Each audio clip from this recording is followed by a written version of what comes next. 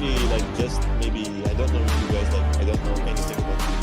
I don't know if you can change this, but like Yamato's voice on the last podcast was like very low. Like I actually had, yeah. If you can fix that, yeah.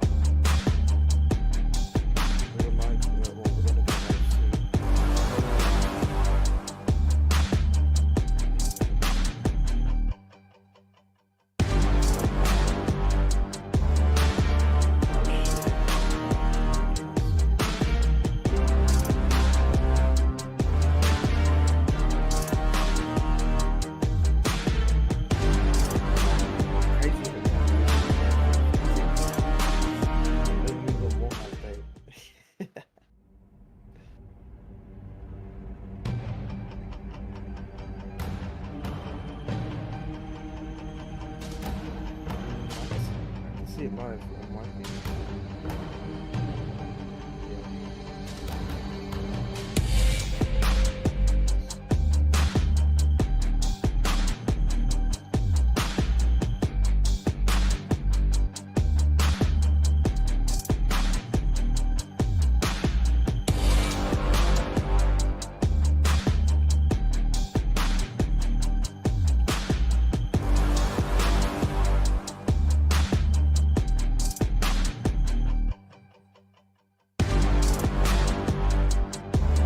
Yeah, but like also, I can you like, is it like possible for you like on a video that you can go back and like try to edit like the audio stuff, like because like Yamato like he did put like a lot of like good stuff, so.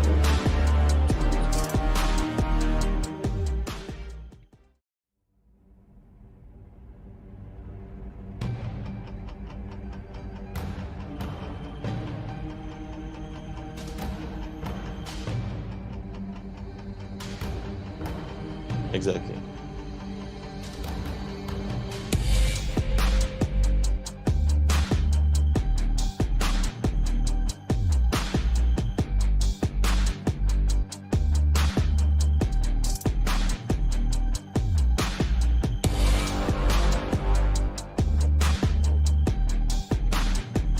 Yeah, Yamato is a good, yeah, he's a good guy, and like he's really like a mad gamer. He, yeah.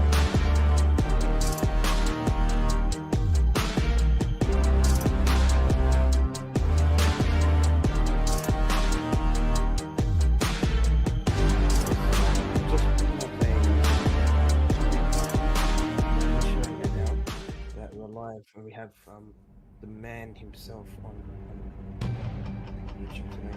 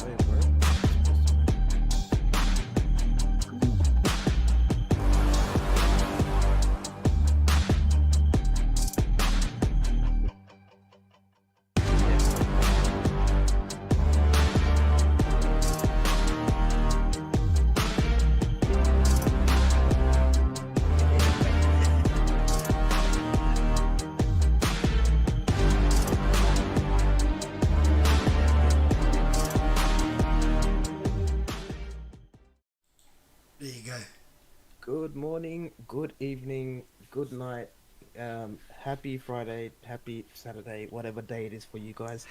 Um, Thank you so much for tuning into the PNX podcast. We have Inked El Chapo, our co-host, and we have our special guest, the man, the myth, the legend, Good Hunter. How are we going, guys? Good brother, good hunter. I want you to talk now. Uh, they've seen me already for 4 episodes. It's your time to shine, brother. Hi, brother. Thank you very much. Like, I'm no legend. I'm just like, yeah, I'm just a gamer like you guys. And yeah, I'm happy to be with you guys. It's yeah, it's an honor to just like be on in this like fourth episode. And like, I was thinking about this. Like, one day I will be looking at your episode where like millions are tuning in, and I will say like, I was in one of those episodes like in the past. I cannot like talk to your agents at that time, but yeah, I was in you. I will assure you, you're gonna definitely be in more episodes than this, bro. Yeah, 100%. Yeah, you'll be able to look back at like 12 episodes or 50 episodes or something ridiculous like that. Guaranteed, guaranteed, bro, guaranteed. How was the weekend going for you guys so far? It is hell diving. So yeah, I actually yeah, I'm running into good problem. You know, like the hell divers, they have a good problem in their hand, which is they have a lot of people tuning into their game, and then the servers cannot Yeah, handle it. yeah, So yeah. I'm having that sort of problem where I have friends in from Twitter who are like mostly in America, in like East Coast and stuff like that. I have people in like from back home, and I have family, friends like in France who are like I can play with. So then when I start my game, I have like 16-person playing Helldivers, and if I Oh, join like one group, then someone like send me like, "Do you want like play two or three?" I said like, "Sorry, I cannot do this today. I'm playing with those." But yeah, it's a lot of fun. Like Helldivers, as we spoke earlier, like before the show, Ink. It's one of those games where like you feel like it's a passion project. It's like people just like made the game to be fun. Where like it reminds me like of those games made in the 90s and early 2000, where like then there is no I mean, there is like microtransaction, but you don't feel they are like in your face. Please buy those microtransaction. You have to buy them if you want to progress and stuff like that. The game is just like you play the game for fun, and you have fun. You don't worry about like progression or anything. It's the same vein of any game you played like in on like the PS3 or like Xbox 360 or like the PS2 or like even the PS1 games. 100%. It's all for the democracy, eh? Yeah, yeah, yeah. everyone's saying that now. Eh? It's so funny. I love it. Oh, bro, Even I've in got, my group chat, it's like, uh, oh, no sleeping. It's democracy doesn't sleep, or like the jokes are just going non-stop, man. It's the funniest thing ever. yeah. I'm not gonna lie. I didn't know where that came from until my brother-in-law's mentioned it. Yeah, I'm doing it for democracy, and I'm like, what? What do you mean? And he's like, yeah, for democracy, and I'm like, what? I don't get it. I didn't get it until I went onto Twitter and I see everyone going, yeah, for democracy. Yeah, that's funny. But anyways, let's get started, man. We've got a lot of Yes. things to talk about, eh? Heaps of Yeah. things to talk about today. Um, First things first, the thing that started it all for the week was Pentiment at what 120 frames per second on the PlayStation. Yeah. That's absolutely crazy, bro. And then at first it was broken out as a rumor, and then confirmed later on that it's actually true that PlayStation is running or will be running the game at 120 frames per second. Um, and then potentially it's actually a bug that stopped the Xbox Series X for it to run at 120. So what's your thoughts on that, guys? What do you guys think on that? My thoughts are very shallow, so I'll let Good Hunter take it up. Yeah, I think like I saw a lot of I don't know. I saw a lot of like fanboys running with this. on both sides. So there's like people who are like, yeah, it's like the game is running on like 120 hertz on PlayStation, and you don't get that on Xbox, and the Xbox side like that. Some are mad on the studio because they didn't get that before the Yeah, PlayStation release. But like the thing they don't realize is like, even if it's a bug, it's like low priority bug because no one was asking for like 120 hertz on Xbox, and it's just like happened that they had like a little bit more time when they were asked to port the game to PlayStation 5 to um, to fix those bugs, right? So the game will be running like great on both.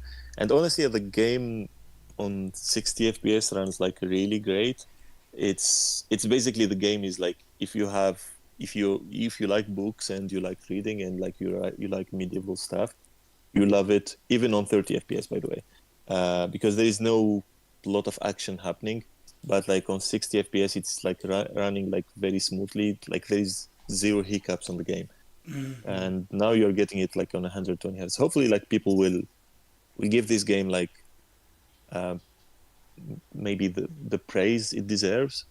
So we get like more games like this.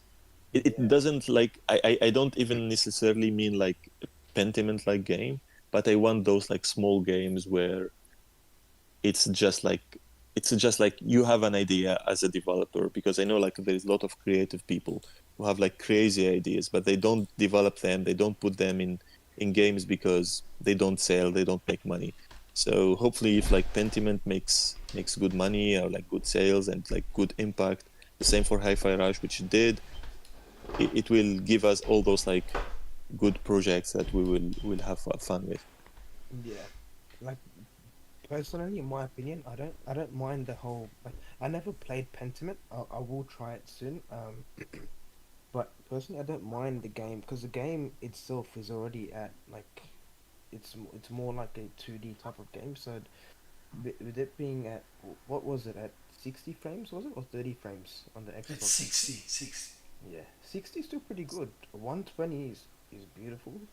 60 frames per second, you really can't tell the lag in the game in general. But yeah, it, like what you said, Good Hunter. It's basically fanboys trying to run with it. From both sides, people they've dramatically taken this to a whole new level. I don't know, I don't understand why, but um, yeah, it is what it is, I guess. Yeah, exactly. It is what it is. Yeah, they're getting carried away. It's like, do you even have a screen or a TV capable of that? Like, half the people are just jumping on because it's another bit of ammunition to Yeah, have a console war. It's stupid again. yeah, and mainly, I reckon it's just for clicks and engagement. That's all. Oh yeah, It's yeah, that's all. People yeah. people see the term Xbox, PlayStation, boom, automatic engagement like crazy now. And then like most of the accounts you have like people. I'm not gonna mention names, but they have a massive following, but their engagement like automatically dies out, and then all of a sudden they start putting up all these controversial stuff. So it's like it's all about clickbait. Yeah, yeah, 100%. Yeah, it's But no yeah, no two ways to describe it. 100%. But yeah, definitely after I finish off Banishers, I'm gonna try out Pentiment. I haven't truly played a 2D game like to its potential, but I want to definitely try it out. But yeah, have you played Pentiment, Good Hunter? Yeah, I played a little bit. I think I played like two chapters of it. Yeah, it's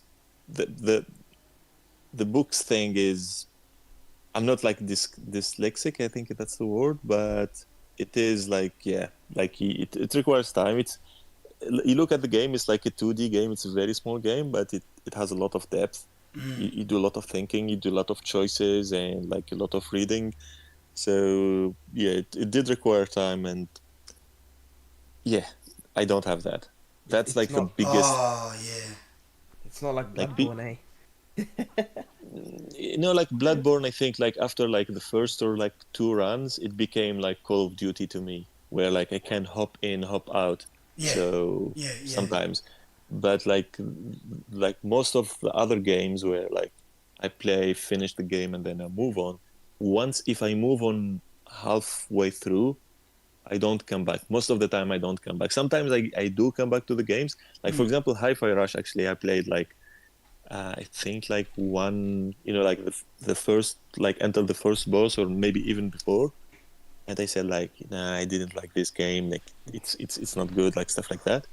And then I came back to the game again, and like I had a blast. Like I think it may be the first time I had a fun game that reminded me of like the PS1 era. Because most of because one thing I really feel bad about gaming today. Sorry, I'm going like into different subject. Is is like I played the games when I was, let's say, like 7 and 8, stuff like that, like with the PS1, right? So at that time I was like very small, like so Crash Bandicoot, Crash Team Racing, Crash Bash, like what's called, like even Resident Evil or like Metal Gear Solid, like even those are like have like mature themes. I love those games, and I was a kid looking at those games, right? Like like Spyro, all those like small games. But then I have a feeling that gaming is growing up with me. So now when I play like, let's say, God of War or like The Last of Us, it's like it's very heavy tone, and it's like very mature tone. Yeah. So it's good sometimes to have those like light kind of games that is just fun for the sake of fun. Like you don't have to think about it. It's just like you play, you have fun, and that's it. Like you move on. So like Hi-Fi Rush was like one of those games, and I think this is like, for example, we were talking earlier why, for example, Helldivers or like Pentiment or I think No Rest of the Weekend, maybe not like the greatest example. It's like a very good game, but I think like it's very heavy in its tone. But like I love to have those games where it's just for the fun, and you don't have to be thinking about anything. Yeah. Yeah. Yeah. Definitely. That's why, like, a lot of the games that I play, I don't play, like, I have a specific taste. Recently, I got into the whole, because of Ink, I got into the whole survival type of games. Like, I started off with, at first, I didn't like it as much, I'll be honest, and then all of a sudden, Dead Island 2 came in, and I was like, okay. Yeah. I'm getting hooked a little bit, and then it got to that point where I put more hours in that game than I did in any other game that I've played so far. But yeah, it's on personal preference. Like you, I generally play games that I enjoy. I don't like if I don't enjoy it, I'll buy the game. If I don't enjoy it, I'll turn it off and leave it to the side. I'll give it another shot, but if it's something that I might not be interested in, I might keep it to the side, or I might just trade it back in. It's happened a few times. Hi-Fi Rush was one of them actually. So I played Hi-Fi Rush for a little bit, and I think I did 4 bosses. I was 4 bosses in, and I all of a sudden stopped, and I was like, this is probably not a game for me. And then I never turned it on again. I think I still have it installed on my Xbox. It doesn't look good, but I got it installed. It's a part of my backlog now. Oh yeah. Don't get started on the backlog. It's Yeah. Also, disgraceful. yeah, if you have a handheld, Hi-Fi Rush is a game for handheld. Like I think like Yeah. Ink like have like an energy ally like me, Yeah. and sometimes like I even sit in the what's called like in the living room. I have Yeah. my Xbox and like 65-inch TV in front of me, but I'm just like sitting and playing on like a small handheld because I cannot stop, playing like Hi-Fi Rush, and I don't want to stop and then go like start like the Xbox and like sync the save data and all that stuff. I don't want to Yeah, stop, so I keep playing on the handheld, and it's a really good game for a handheld. Oh yeah. honestly, and you have this Steam Deck, both of you say. No, the Rogue Ally. The The Oh, same Rogue thing. Ally. Same thing. Yeah. I think it's a little bit more powerful, isn't it? Yeah. Like a little bit more. It's got a bit of juice behind it. But how does it yeah, run, Good Hunter, on the Rogue? It is running fine. I like for me like I chose the RGLI like a little bit of for performance, but like mostly for Windows. Yeah. Windows is crap, but it has a lot of like how can like you can do whatever you want online. Yeah, Like you flexibility. don't have like any flexibility. You don't have Yeah, like restrictions. yeah.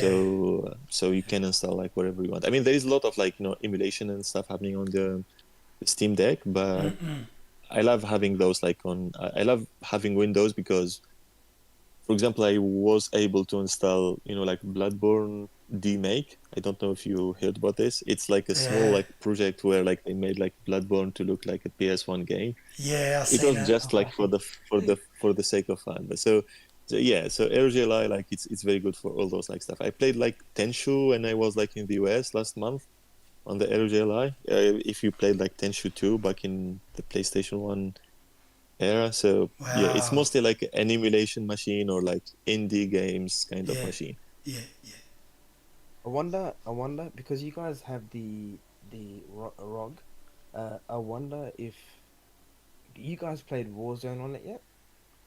I tried. Or yeah, Um, because you have the Warzone coming out on mobile. I wonder if it's like if they've mm, updated it on the handheld devices, and how would it look on the actual mobile? well, the mobile versions, like for phones, I don't know if there might be a way to access it. Oh, if you access it through the ROG Ally, you'll destroy everyone. I'll get some footage up of the game now. Yeah, Um, and I wonder if it's gonna be cross-plat for mobile, Xbox, PlayStation, and um, the handheld devices. uh, I know they were saying it's cross progression, like you can like grind your Yeah, guns and stuff yeah, yeah. there, and it goes across to Modern Warfare 3 because it's the old Verdansk map on the mobile version, so it's not even the same map as the. Uh, But everyone wants to obviously play the old map. yeah. If it would be completely unfair for mobile players to go against ROG Ally. PC players. Yeah, bro, they're gonna get hammered. um, it looks quite good, man. Like it's you can see the what do you call it? How the mobile gaming is closing the gap. It's literally like I think in the next I don't know 5-10 years Yeah, they're gonna be on par with console like because it's only a matter of time, right? Where they can like get like what the top of the range 4090 graphics card power all the way down into a mobile sized piece of hardware, and then that's it. It's you won't even want to buy a console because why would you? Like you could just obviously have the same power across multiple devices. yeah. And I'm not gonna lie, having a handheld device is more tempting, to be honest. When I saw Good Hunter get the Rogue Ally, I was like, oh, what a lucky man. But yeah, Yeah, if because I'm not too sure if you guys have played Warzone before. I'm sure Inked has. I've played it before. We should team up, three of us, I at least actually once. played. I think Warzone is like my most played game ever, by the way, which is like very surprising for someone who hates multiplayer games. But I think I played like 600 hours like of Mm. Warzone. I think okay, so I think FIFA would be like my most played games, but that's like on multiple installment. Like if Mm, you sum all the FIFAs, then maybe it is. But like how can I say like Warzone? Like I remember like especially like when it boomed like back in the COVID time, we played it a lot. yeah. Then I think the reason I stopped when they added like those like NPCs, and because like you land on the map, and then like you're trying to, let's say, corner like somebody, because like you saw a group of people or like one person or something, and then the NPC start like shooting at you, and then like you start like shooting at the NPC, then like you are showing your position and stuff like that. So the game became like slightly different the fun that we had like back in the Warzone 1 like time. So at that time, like we stopped, like me and my friend, and like those kind of games, if your friend stops, you just stop. Yeah, yeah. So yeah, but like I think, Complete. yeah, we should definitely team up. Like I'm up for it. Honestly, give me a date, both of you, and we'll go for it when you guys are free. But when you guys are completely free, because the game isn't small, so you might, if you don't have enough space, you might have to delete some games. Oh, it's installed for me. It's always Really? installed. Yeah, I just have Modern Warfare 3 installed. Or is it The for whole DMC? file. Nah. Like it's the whole file. I just have the whole thing. Because I've got so many devices now, I can afford to just leave it installed. I'm not even joking, bro. Like, when people go, what? Like, it's, how everyone's like, I hate to start the subject because I know, like, this is all that we're going to bloody talk about in 2024, but exclusivity. And they're like, oh, but you want to have all the consoles because of, or you want to, like, the reason you buy a console is for exclusivity. I'm like, in the background, I'm like, I just buy them for, like, more space. So Yeah. I can have the PlayStation exclusives there, but like also have like Warzone installed on that hard drive. But on my Xbox, I have like Fortnite installed, and then on the ROG Ally, I have like PUBG, and then on my PC, I have whatever other games I'm playing. It just spread all my games, that the multi-platform games across all the devices, and I never have an issue with space. Yeah. I, I do. Unfortunately, I don't have the expansion cards. Oh yeah, that's yeah. Yeah, and I probably won't get one. They're so expensive, bro. Yeah, the price of It's that like is you, Xbox fumbled hard there, man. They should have like allowed third party companies to make them. Like, yeah, it's got to look like this, but create a bit of competition in the market because it was like $400, bro. It was almost the price of the console. yeah, it's still going for that much. Yeah, Um, but a good hunter when you have an Xbox, you have an expansion card with that as well, or no? he's on mute. He might be busy. Oh, okay, sorry. I can Um, see the mute. but yeah, one Expensive, bro. game, bro, it's too expensive. I went looking for one at a cheaper price, but that's when the next day they announced the whole third party deals aren't gonna go through anymore. I was like, oh, Yeah. that Um, sucks. I was lucky because obviously I got like friends that work at places and stuff, but and I got a cheaper price. But I think at the time I actually traded in my original PSVR, the original one, because I wasn't using it anymore, and it was Yeah, literally collecting dust. So like they gave me like $200 off or $300 off. I didn't have to pay much, but again, like if you can't play 20, like there's 50 games installed on my Xbox. I can't play them all at once anyway, so it's not even yeah, worth it. yeah. Honestly, and I still haven't like I have so many games downloaded still that I haven't. I still have about 500 gigs left of storage, and I have like about 10 or 11 games that I downloaded. Mm. A lot of them aren't big games, but they're. But I start to get like an anxiety attack when I see my gigabytes go drop. I was like, it was 900 at one point. Oh yeah, yeah. It'll never. Mine will never be off. I think there's only ever 100 gigabytes in there at a time, just in case something drops. Yeah, you know what would be a massive game for PC, but when it comes out, it's that game No Rest for the Wicked, Oh my goodness. Yeah, bro. that's coming to Steam first, isn't it? Yeah, and it looks it like if you're a full on Diablo fan or League of, like almost similar to a League of Legends type of thing, like the top view, this game is definitely something you might be interested in, bro. If you see the teaser or the trailer for it, I was shattered, bro. The I art was so direction. excited. The art direction. I'm just trying to get it up properly on the screen.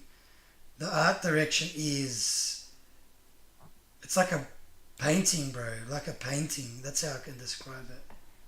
Yeah, and I think when you first saw it, you're like, yeah, that's a definite like first day buy. But then you gotta test it out. I think that's what you said or something like that. Oh yeah, just by the art direction, 100%. Look at it, I got it on screen now. It's it's so pretty. Um, the gameplay, like obviously we didn't know much about the gameplay because it was at the Game Awards they showed it. Yeah, The gameplay was like, oh, you didn't get like uncut gameplay. It just looked like heaps of action but they were saying it's more like a Souls game with the combat, which is pretty yeah, interesting to me. yeah. Someone was saying it sounds like a Darkborn style type of environment. Um, but yeah, definitely an interesting approach on how they went with things. Like thinking about like any other game that they made. I'm not. Let me have a look at the other list of games because They've done you, The Ori games. Yeah, they you are know the Ori Studio. Yeah, you see, look at the massive jump from that to that, like but a big jump. yeah, based in Austria, but like they do a lot of. So they were one of the first studios to do remote work, like Yeah, from start to finish. This is like I think it predated COVID as well. So when COVID hit, they weren't really. They didn't struggle to transfer their you know their ability to continue developing games because they yeah, were doing it already, like, and they were one of the first studios to do it. It's quite interesting use case, like what they can do as a studio when they're not all together. But I think they did open an actual studio after COVID, but they give the workers an option whether or not they want to be in the office. yeah. I'm not when the trailer or the teaser did drop for No Rest for the Wicked. Hey, Good Hum, did you see the teaser for that? The teaser for that game? I think it's coming out on You PC. mean the one when they showed it in the Game Awards, or like the long gameplay trailer they just showed like Um, I think 2 days ago or something? Yeah. uh, the one that they showed about 2 days ago at I think it was at Yeah, Namco, I think. yeah. It does look to me is it's basically a Souls like Diablo Yeah, that's what I think with they said. Yeah, Yeah. maybe nothing of the stuff that ruined Diablo 4, yeah, because you have a feeling that like Diablo 4 basically it's a really good game, like the art direction, like the gameplay, everything is good. It's just like the grinding is very hard. Like you feel like the game is designed to be it's not to be hard, but it's to be basically to push you into maybe buying stuff, or like like Oh, yeah, yeah. it's centered around like the season pass thing. While Yes. I have a yeah, feeling this game won't be like centered around like the season pass thing. It will No. be just like you buy a game. It's like uh, Baldur's Gate, but yeah, it's not turn based. But like what I meant by Baldur's Gate is like you buy a game, you just play the game and like move on, Yeah. and it will be like a very fun game. Maybe not very fun because it's like a Souls like kind of combat for a lot of people, so it won't be fun. For But people like yeah, me. yeah, it does look good. The art direction is like really top tier, but that's not surprising from like the studio behind Ori, right? Because I feel like Ori is not much when it comes to art direction. yeah, That game has like it's a piece of art. Like even if you don't like playing the game, you just like looking at it, right? yeah. Uh, Like when I played Ori, I didn't finish it off. But yeah, that's a game that's made with passion, 100%. Whoever like the developers have just completely put out into the game. And when I saw No Rest for the Wicked, I was smacked. I was really interested. That's I didn't even hear about the game until the other day, until about 2 3 days ago. I didn't even see it at the Game Awards show, to be honest. Um, and when they showed the 15, I think it was 15 or 25 minutes, um, that the little deep dive thing, I was that really blew me out of like thing. I don't normally play games that are top view games. I don't normally play them, but this is probably something that I'll buy the first day, easily. But I think I think Good Hunter may be right about the whole like certain games have those microtransactions, like the services in them. This is probably not one of those games. You can tell straight from the thing it's not going to be like a pay to win type of game, but definitely interested to see how this one goes. And I think it's releasing. I think Ink was saying releasing on PC, and then it's going to come out in console afterwards. Yeah, early I, access on I Steam. wonder, I wonder how well this game will do on the PS5 Pro with the new whole the rumored specs and everything. Oh, did they? Yeah, man, it's kind of a weird, like, because it hasn't been actually, like, Sony hasn't obviously said anything about it, and it's just Yeah, been a rumor that's going around.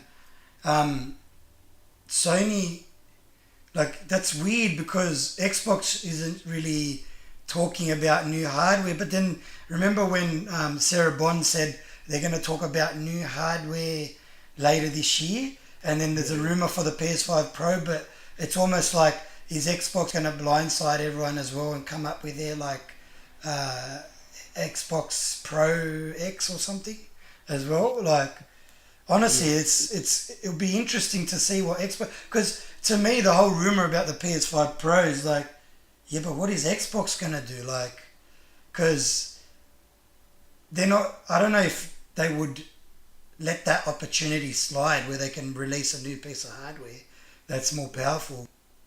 yeah. And honestly, I'm way too excited. If the PS5 Pro does get announced, straight first day buy.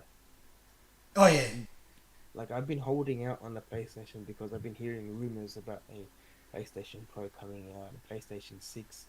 And I was like, if I buy a PlayStation 5 now, I might have to upgrade later in the next couple of days anyway. So I want to wait until it gets announced. But what's some of the rumors or some of the specs that they did say that there was going to apparently appear on the PlayStation Pro. This is all rumors, so it's nothing to be taken as 100%. Um, that the one second, I'm just bringing it up here. That the graphic or the graphical power that's used for the PlayStation 5 and to the PlayStation 5 Pro is 50% more than what the original PlayStation 5 is. So we're looking at something that could be running games that are on 60 frames per second, 120 frames per second easily. Nothing below 60, So, nothing below 30 frames. so that will be like 15 teraflops or something like that. yeah, something Yeah, around I, that range. Yeah. something like that. yeah, I can Xbox see has them normally. like, yeah. Yeah, no, Well, continue. Sorry about that, bro. No, what I want to say is like, if you remember, like at least like so the PS4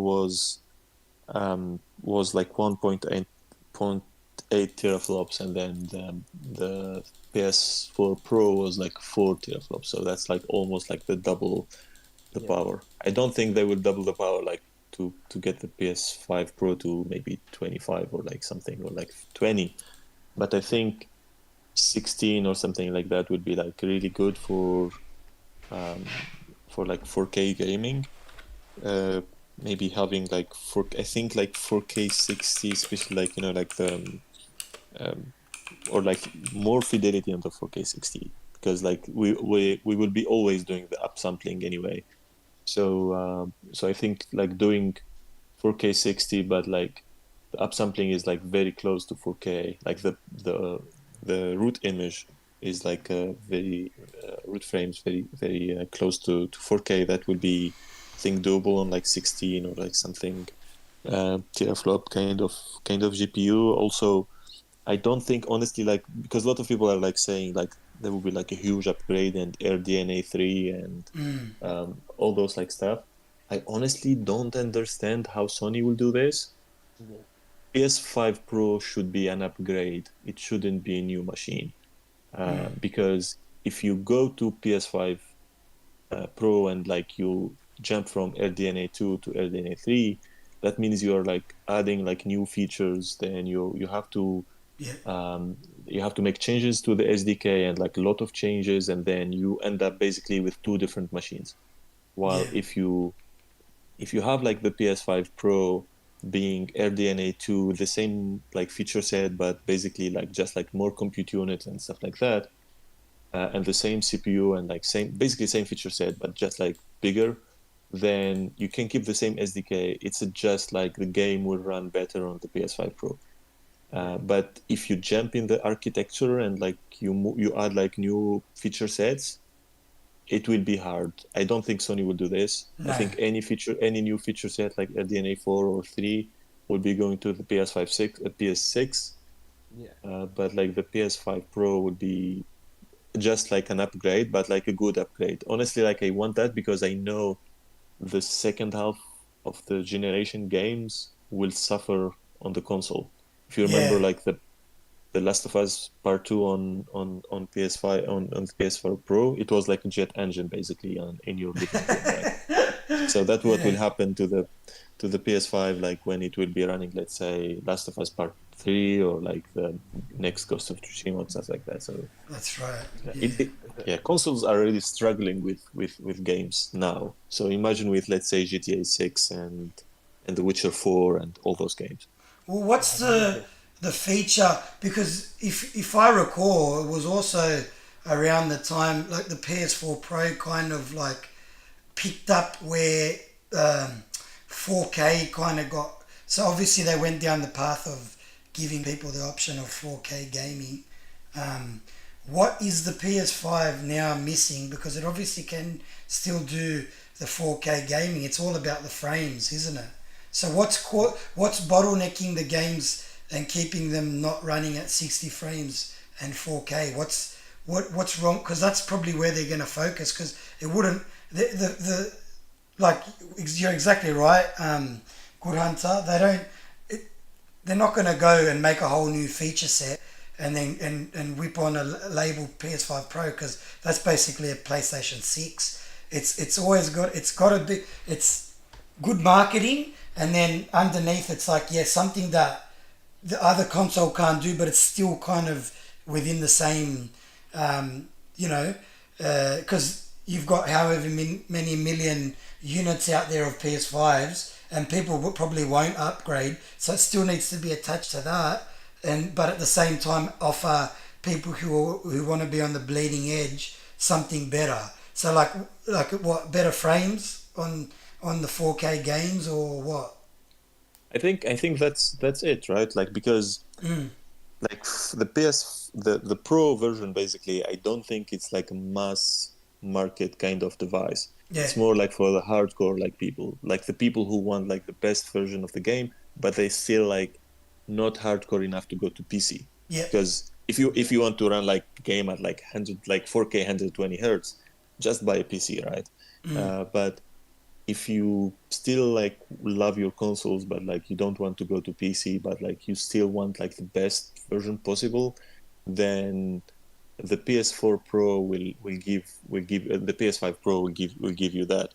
It's Yeah. the same, and also like people should remember because there is a lot of people like when they see, let's say, the promise of 60 FPS at the beginning of the generation, they think like every game can run at 60 FPS. I cannot because I'm not a game dev, but like if a game dev throw a lot of particle effects and stuff like that and like NPCs and stuff on the screen, the game will run at 30 FPS. Some games will even run at 30 FPS on PC because the game is like requires a lot of power horse to run.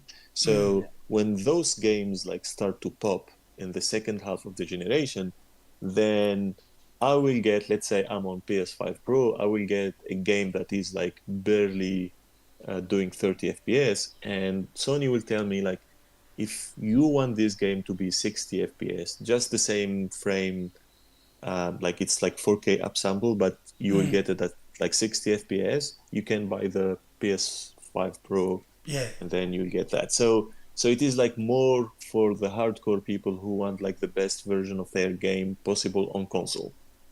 Yeah.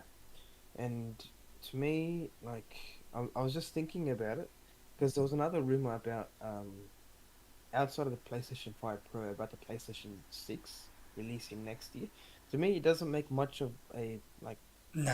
a thing Yeah. to be able to release a PlayStation 5 Pro at the end of the year and then a PlayStation 6 next year. It doesn't make much sense. So it seems like the PlayStation 5 Pro, if it does, if there is something that's coming out, it will be the Pro version.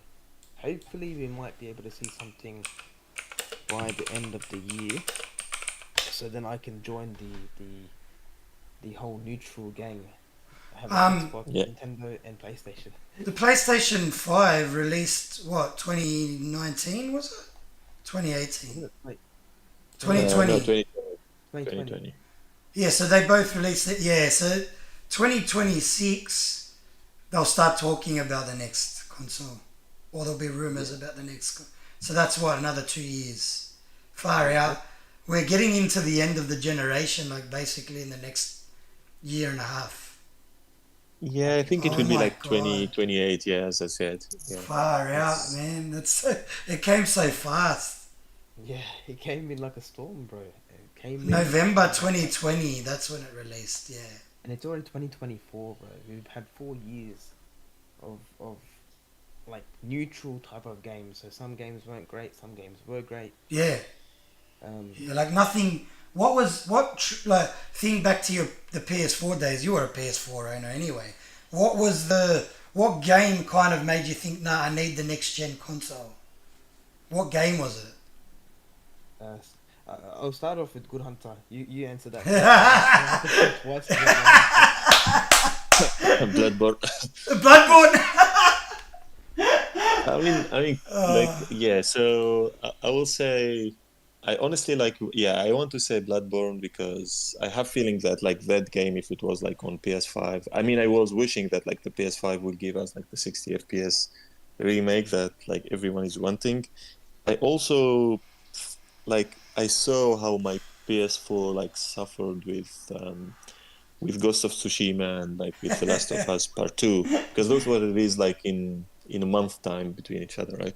And Yeah. the PS4 like really like sounds like a jet engine at that time.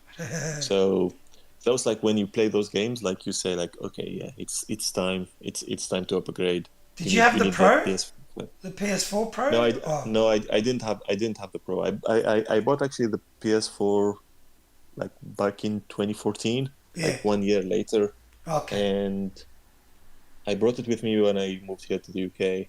And when the PS4 Pro basically released, I wasn't that keen to get it because I actually didn't see like that much of a Of it. need to upgrade. I think the only thing that was uh, people were like saying you can get like 4K and stuff like that. I didn't Yeah. even have like a 4K screen at that time. It was like Yeah. That's it right. was 1080p screen, but then yeah, I got into VR. I didn't like see much like of a need to get like the PS4 Pro, but like then when I started realizing like how limited my PS4, the PS, as you said, like the PS5 rumors start to pop. Like I think 2019, the rumors Yeah. like start to pop. Yeah, We'll be getting it next year. We'll be getting it this year, like 2 years, Yeah. whatever, like all those like kind of rumors.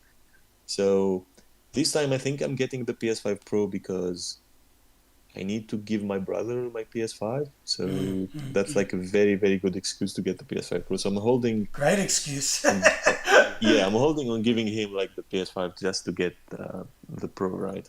yeah. So I'm expecting the PS5 with free postage. Okay. Yeah. The brother. No, you know what? If you don't buy that PS5 Pro day one, it'll be a waste of time again. Like if people are just sitting back waiting for the used case, you have to get it straight away because, like we said, if that releases in 20 like late this year, 2024, early 2025, you've only got 1 or 2 years before the next console comes out anyway. Yeah. Yeah. But yeah, with um, with the PlayStation 4, the game. Honestly, the only games that did play on the PlayStation 4 were just online games. I never used to buy like actual copies for CDs on the PlayStation. I don't know. I think it was just a thing. It was a me thing at that point. But yeah, I played heaps of Apex when I was on the PlayStation. Heaps of Apex, and then it got like, and I got inked to play it at one point, and then I stopped. Now I haven't played Apex ever since I got Game Pass. Yeah, it's a Yeah, bit. It gets old, man. Like the battle royale genre, to me, is fun. yeah, It's the type of game you can pick up and play. Like Good Hunter was saying before, where you might not have much time. Like you don't need to sit down, get into the game, get into the story. It's just drop in, play a match, drop out. If you die, you die. Whatever. It's good for short periods of gameplay or a long session as well. So there was an era for me where I was playing games like that too, bro. I guess, but you can't you can't appreciate story games by just playing them all the time. You'll get sick of them yeah. too, and you can't appreciate the vice versa with the. If you're just playing story games, you might never know what it's like to have the thrill of a battle royale match. You know, it goes 100%, both ways. So I had the same periods, man. 100%, bro. Um, I think I got tired of playing Battle Royale at one point, Mm, and then when the finals got released, it's not. It is like a type of a Battle Royale, but it's more. yeah. That game really got me back into the whole FPS, the first person shooter type of games. Mm-mm. Um, Multiplayer online. yeah, that's Yeah. another game me, you, and Good Hunter should play, bro. Oh, Good Hunter, have you played it? I actually played it, but yeah, I was shit on that. Um, Ah, because I did like just one run yeah, with like randos, and yeah, that's there was why. like no communication. Yeah, Like I was like trying to talk in the mic, but like I think their mic isn't open, or they are like in different party. So yeah, I have like a couple of friends who we played like Warzone. I Yeah, think like I played with him like maybe 300 hours of Warzone, so I need to get him to play the finals finals. so Yeah, we can jump into it. And right now I think honestly I don't want to move from Helldivers because I'm having nah, a lot of fun with Helldivers. Honestly, like I never thought I will enjoy like a PvE game again, because I used to enjoy a lot of the PvE games, but then I got smarter, and the AI got stupider, right? So at some yeah, point, like you feel like you don't like you grown up now, like yeah, you can predict everything that the AI can do. But yeah, Helldivers wasn't about like it's not about like like trying to outsmart the AI. That's maybe like small part of the game, but like it's mostly about like having fun and having all those like crazy stuff like to happen. So yeah. I think the finals also is like it's a new spin in the genre. It's not a battle royale as you mentioned, Tarzan. It's a slightly different game with all the yeah, distraction that is happening around, and yeah, I have a feeling that yeah, that game should be like a lot of fun. And I think the matches are like also not very long, right? Yeah, like so the finals. I think you can jump into a match and it's done within half an hour. They have a time Exactly. limit. Yeah, they have a time limit, but it's honestly it's the most fun you have in a first person competitive game out there if you understand, because they don't really explain what you're doing in the game very well. It drops you in, you just got to figure it out. But when me and Tarzan started playing it and collaborating, talking to each other, oh, we'll do this, we'll do that, working as a team, it's tenfold better. And when you understand what the goal is, there is a lot more. It is about outsmarting your opponents. It's not yeah, about how good you are as a first person shooter. It really takes you got to think a little bit more than what you do in other games. But obviously, yeah, it's having the time to invest as well, because um, it is easy to pick up and play and have a short session. But yeah, it is like you want to get it on there with a team. It's not good by yourself. Yeah, definitely. yeah. Yeah. What do you call it? Just it just came to my mind. I don't know if you remember last week when we spoke to Yamato about and he mentioned something about his detachable. Yeah, yeah. What was it called again? I don't remember, but he posted it up on Twitter during the week. It's like a controller that you attach to your phone or whatever, but he had it attached to Yeah. a tablet, bro. Yeah. It looks so. It was like, what the hell? Like it fits, but yeah, it should. Yeah. I saw. Well, I didn't know about this until about 2-3 days ago. The Nitro Deck Plus. Ah, Bro, that's yes. that's a detachable system for the Nintendo Switch. I was looking that up, brother.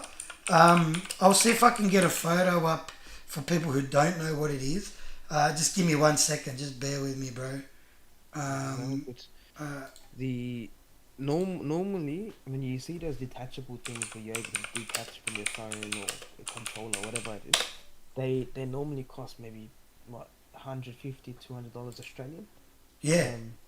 This is the first Oh, one wow. I've seen. I've Look seen how it, cool- but How good does that look, bro? wow, bro. Let me. All right, I'll see if I can. Yeah, I got it up. Sorry, just bear with me because it's quite. The image is bigger than what I've set it up for. So this is the Nitro Deck. Look at that. What a beautiful piece of hardware, but like attaching a switch into it. Not like the. It looks like the ROG Ally, bro. If you No, it think does, about bro. it. When I first saw it come up and the price tag it just nails it into the coffin. 100%. What's the price tag? In You expect it to be 150 to $200, but in Australia they're getting sold for $70, bro. what? Yeah, big Uh, W. it- yeah, I'm seeing it like at £60 in the UK actually. How, bro? What a It's actually less than £60. It's like £40 because they're like making like 33% like discount on the white version, so you can uh, get it like for 40 quid in the UK. yeah. I'm definitely going to buy that. That's I like using the Joy Cons for the Switch, but Nah, yeah, you need it. I'll show you mine after this today, bro. Quickly, unless you're gonna do something, I'll run over my Switch. It's the Split Pad Pro. It's very similar, and I think you can pick them up for at the same price. So it's just a matter of choice. The Split Pad Pro, I'll get it up. Actually, I'll show it on. The Split Pad Pro, it's like holding a Xbox controller. that's what you like. Bro. I like. You I'm a want it whole to feel footballer. like yeah. Oh, they're about $100, $100 at JB, but you can buy them second hand, as well. People sell them but it's not battery powered, so it works off the console. It uses a console for. Yeah.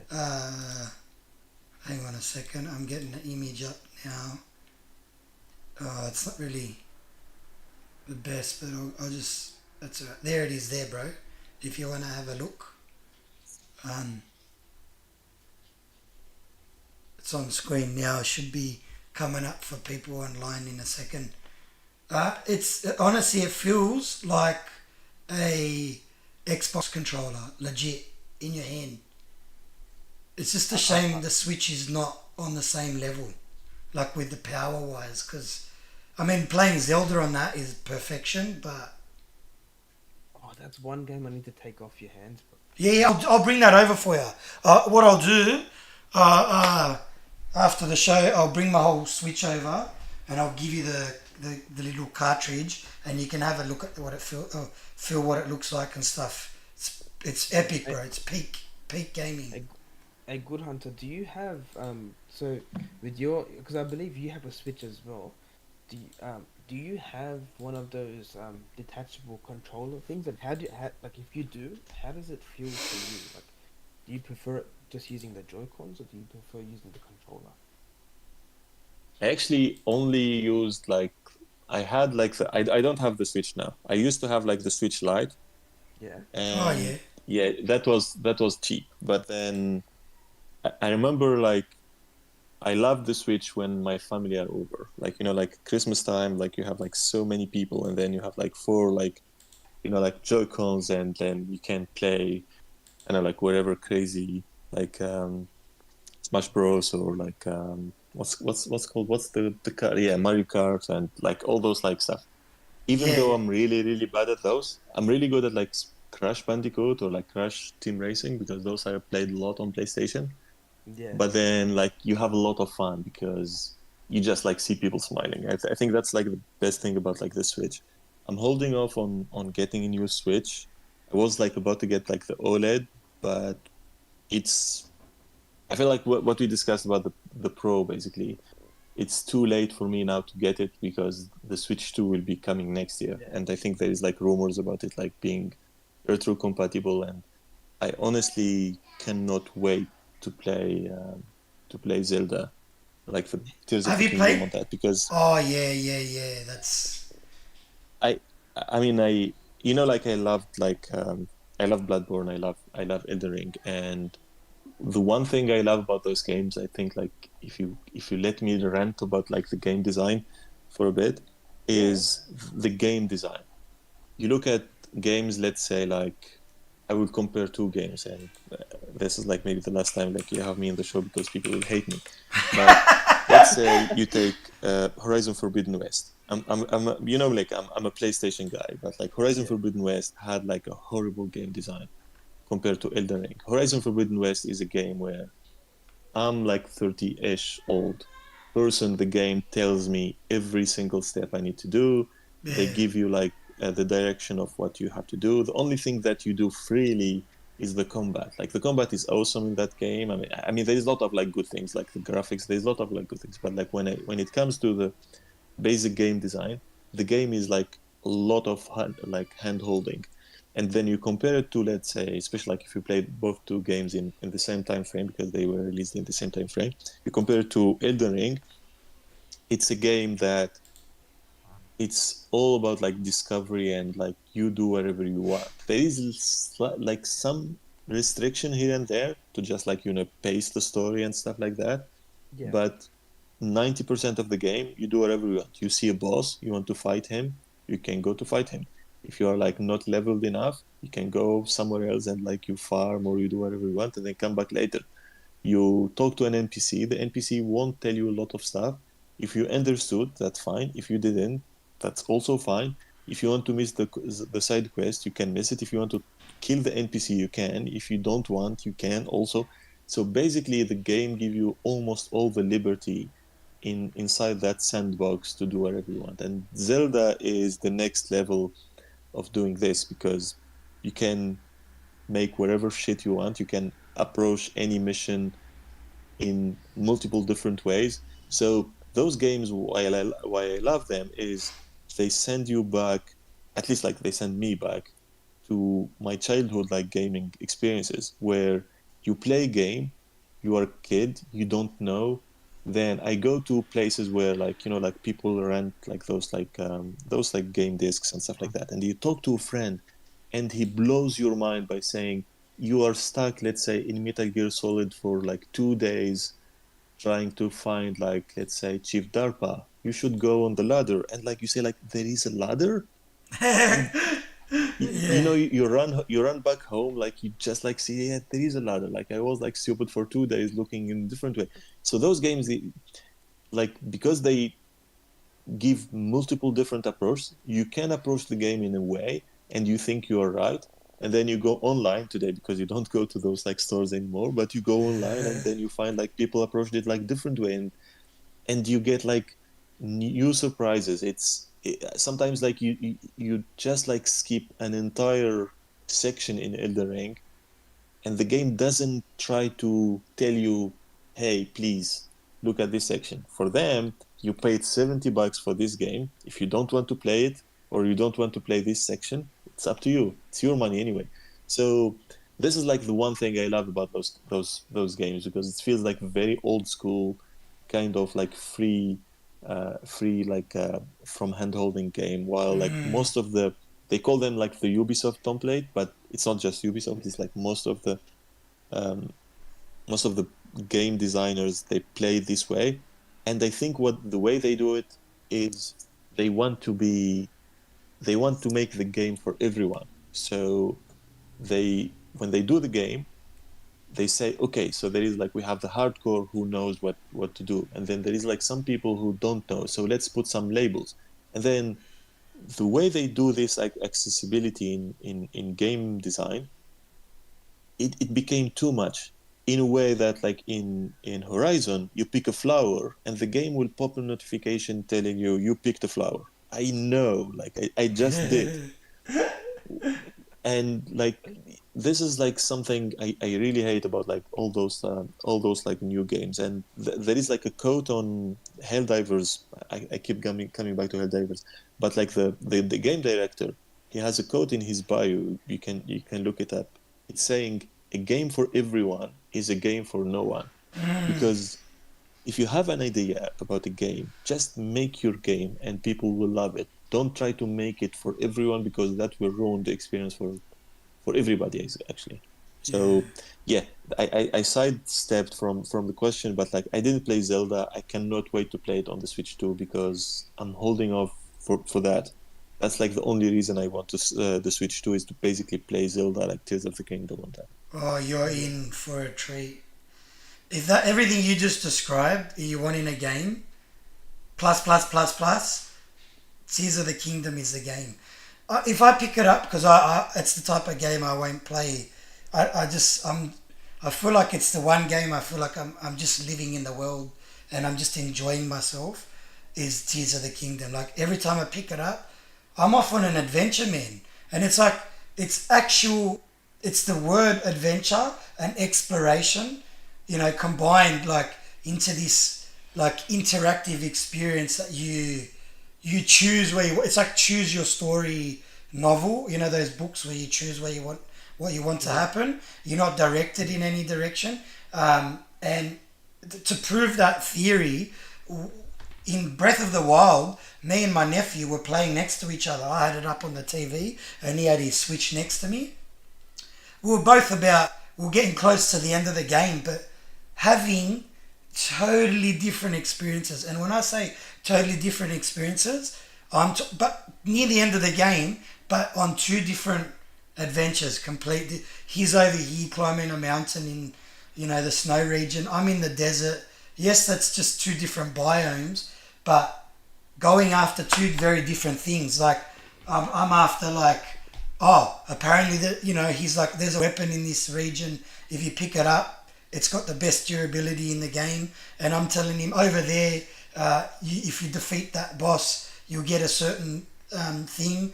And like, just having these, and you could just see it, and it just excites you more about the game. The possibilities are almost endless, man. Whereas like, Horizon Forbidden West, I'm a fan of it, because like sometimes I just like to pick up a game, tell me what you want me to do.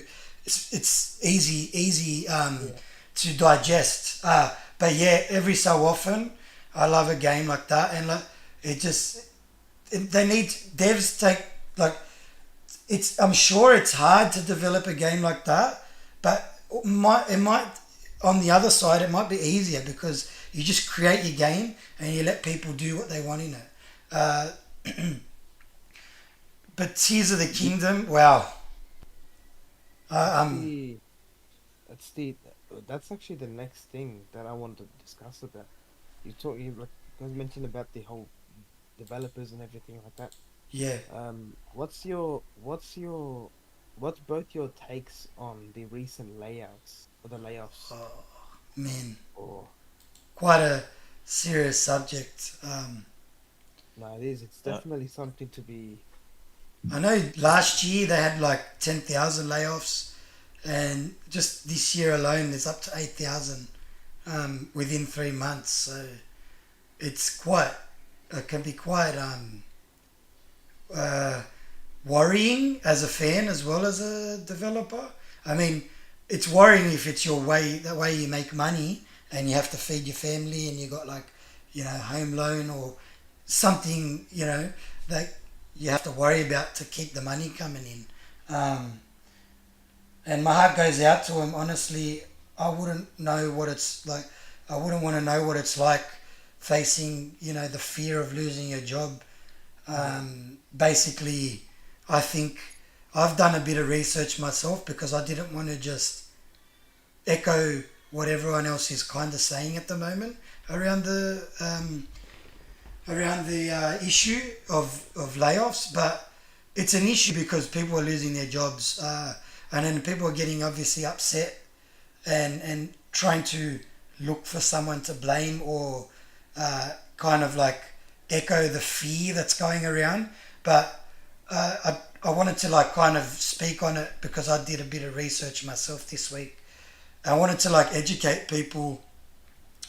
I'm not obviously this is just my perspective on it, but it kind of broadens your thought process behind it, because COVID was kind of, at that period of time, a lot of these game companies kind of got a bit of a boom, and they needed to hire people to bolster their ranks and stuff. I put up a post on Twitter during the week, but basically I think what they did was they overhired, because it was like, oh, all of a sudden there's this people that maybe weren't even gamers, now they've got time on their hands, they're going out buying consoles, games. There was just money coming in. The way management dealt with that in these companies was to hire more people, maybe overly doing so, and then causing a bit of a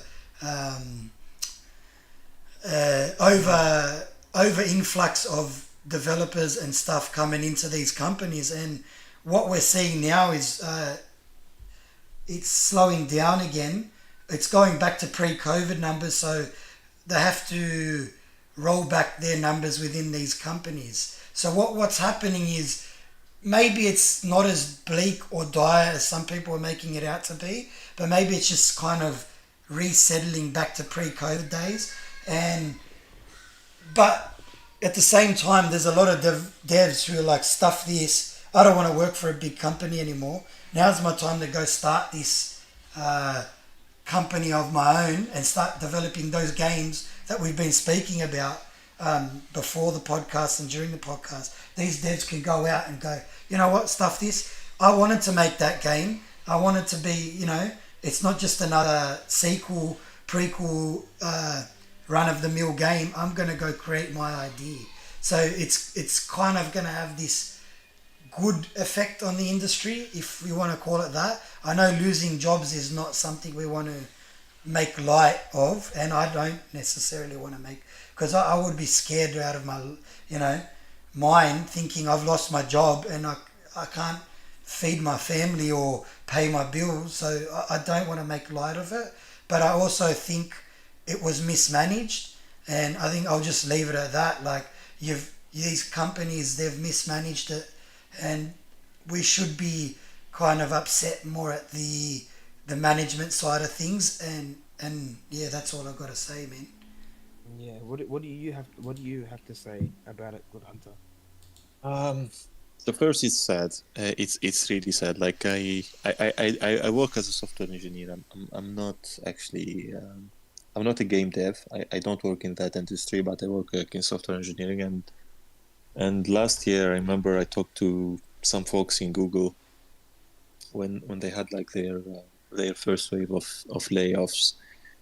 As you said, like Ink, it's really horrible, especially like if you have family. I think even if you don't have family, because like you still have like bills to pay, and you still have like ambitions and like plans and stuff like that. But like especially like if you have family and like kids and like basically people to feed. Like I remember when I talked to those like folks in Google, like one guy, he was a manager. He had a team of like 48, and they sent him an email like around 2 or 3 a.m. saying, we are laying off like 6 of your team. And then like he didn't have time to talk to those people, because those people basically got an email around like 4 or like 5 a.m. So people basically went to the office and couldn't even budge into the office. So imagine basically that situation. I think this like also like happens a lot in the US, because they can fire people just like out of the air. But like imagine going to the office and then like, yeah, you don't have the job anymore. You may be getting like 6 month kind of salary or stuff like that. But even if you get that, like if the industry is like firing all those like number of people, that means the industry is not recruiting anymore, at least like for the time being. So you don't have a job for the next like few months because people are actually getting fired of their jobs. So the market will become like very, very competitive for you. The salaries will go down. It's like, honestly, it's bleak for developers. The bright, like slightly bright thing that you just said, like Ink, about like them going independent and trying to make their own ideas into games. It's not, honestly, it's not that easy for a lot of them, because making game, as like Yamato mentioned last week, it requires a lot of effort. It's not like it's not easy for like one person to do the job, Yeah. and it requires like money, like, and stuff like that. So some of them maybe will try to do that. Some of them will maybe like switch jobs because they're like very, a lot of them, they're like very, let's say, uh, like competent kind of like GPU engineers and like software engineers. Like, so they can work in different industries other than just like the gaming industry. But yeah, the thing is like is very bad. The reason for those like layoffs, as you mentioned, like the COVID numbers and like the overhiring that happened, because in COVID everyone was staying home, everyone was playing games. But also, I think there is like one reason I feel like people are not talking a lot about it, and I'm really hoping that there is a fix for it. Is people are not playing a lot of games anymore. People are playing, like, there is people who play only Fortnite for a year, Yes. or like for Yes. years. There is people who only play like GTA 5 online. People who Wow. play only Yeah. Call of Duty.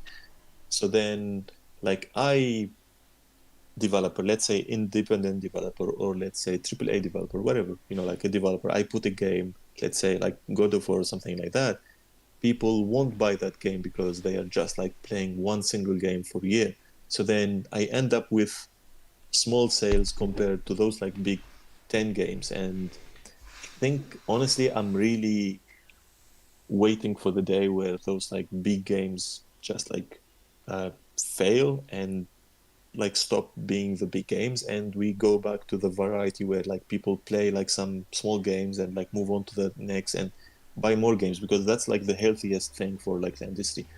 Maybe the subscription services will help some of the small games, like if you're like an independent and you are worried basically about like putting a game to compete against, let's say, um, like Fortnite and stuff like that. You Yeah. cannot compete. There is no way you, as like a single, let's say, single person team developer, like can compete against those. Yeah. But then, like, if you get like a small offer from, let's say, Microsoft, or like maybe PlayStation, or I don't know, like GeForce now. I don't think they do like a gaming subscription right now.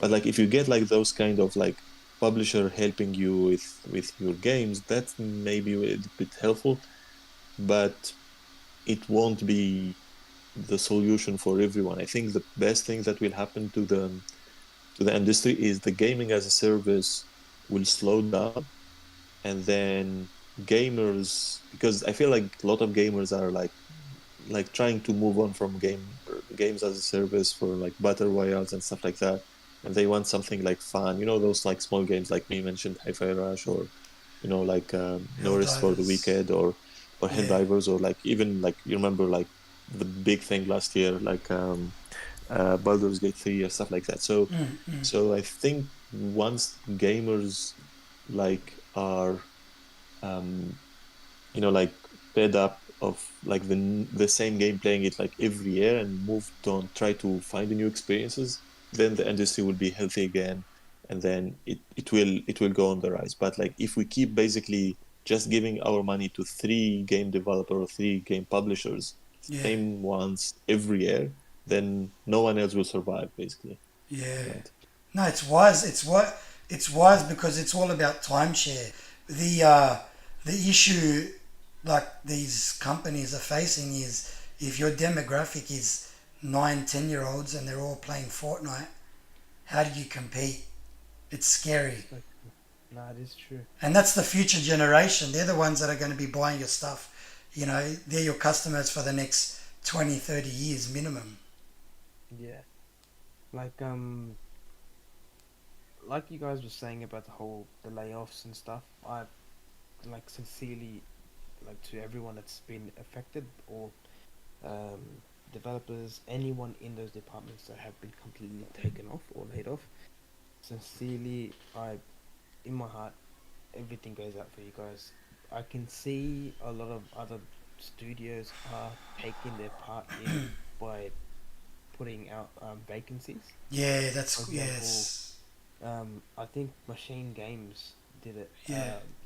I think they were the first one to do it. I might be wrong. I might be wrong, but I think I think Dinka mentioned it that, or during the whole situation, we do have open spots. If you guys want to look for, jump in. That's what I love about this community. At the same time, I feel bad for the whole layoffs, because what almost close to altogether 8,000. You said close 8,000 plus somewhere there, and honestly, I've been in that point where I've like lost a position at one point, and it is a really hard situation to be in, especially at home and stuff. So Mm. completely, my heart goes out to everyone that had lost their position, and hopefully you guys should be able to get something that's either in the same field or something that's a bit better, um, just based on your whole experience and everything. Alongside with the layoff, they also had EA was also doing something happened across the lines with EA. And there's a rumor about, Cancellations. yeah, Yeah. no, they had a layoff. They also had a layoff, and then there's a Layoffs. rumor about, Yeah.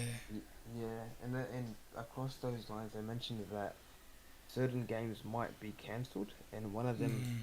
that they think that's cancelled is Respawn's Star Wars, The Mandalorian The rumored game, eh? Mandalorian. Because that was just a rumor, and that only just popped up like a week or so ago. So it's popped up that the game is possibly coming out, but then it's been cancelled because, or yeah, actually, me and Good Hunter were talking about it before, because the companies they they look at this, and you got data analysts, and they'll go, oh, you know, is this going to be successful? How much money can this game bring in? And they have to make a decision whether or not they keep it. And it could be the best game ever. Honestly, it's quite sad. Yeah. Um, I was honestly I knew about this game. I'm not too sure if this was the I believe there was two Star Wars games that were in the whole rumored development stage. Mm. One was one was possibly a exclusive to Xbox, and one the Respawn one, but I'm not too sure if they were the same Mandalorian game. But if it is potentially cancelled off or rumored to be cancelled off, really that game I was extremely anticipated to get. Yeah, I have Would a yeah, yeah, I think it's the same game because I think there was like this like big rumor of like Xbox Mandalorian game, right? yeah, It like we had like this rumor for a long time, and then the game basically was almost confirmed that it's like an EA game and stuff like that. And I don't honestly I don't understand why they canceled it, because the way they describe it, they said like it won't be successful, but the team you canceled this game to give the team a Star Wars game. It's yeah, basically the same thing. Like if Star Wars like Jedi Survivor was a success, I'm pretty sure a Mandalorian game or Oh like a yeah. bounty hunter, like someone like like going from a planet to another will be successful. I don't understand. I think maybe it's like just like they they have there is like more uh it's cheaper to make the Jedi Survivor today because maybe they have like the assets, they have a lot of Yeah. the mocap stuff, the script maybe is ready, stuff like that. So basically you are like 30% in that game anyway, and if you are making like a Mandalorian game, then you have to basically um, do everything from scratch. So maybe that's like was the reason to not do the game, but it feels like the space stuff. I think there is like a resurgence in the space stuff. You can see like how Starfield did. You can see like how Helldivers is doing. I think like this game would be like the best of both worlds, because Starfield is like more like kind of exploration. There is, the combat, like, but it's not like the main theme of the game. Yeah. It's more like you're exploring and like finding like new planets and like new biomes and stuff like that. Yeah. Helldivers is like more about like the hectic combat, and that's it. Oh While I think yeah. the Mandalorian will be like just like right in the middle. If you played like Starfield and you played the Rangers quest line, in the Aquila City, I think that's almost like what the Mandalorian will be doing. Basically, you will be like Oh, I haven't done that. just like like yeah, it's really like, I think it's like maybe the best like side quest in the game, and it's a really cool side quest with a good like nice twist at the end. But yeah, the game, I don't, I mean, yeah, maybe it's just layoffs. It's not like they didn't think the game would be successful or something. It's just like, yeah, we have to lay off certain number of people. We have Yeah. this game. It's not like 100% a priority. Let's just Yeah. like cancel it. That's it. Yeah. Is there? Sorry, No, you're right. You go. You go. I just had a no, you go, question. you go, you go.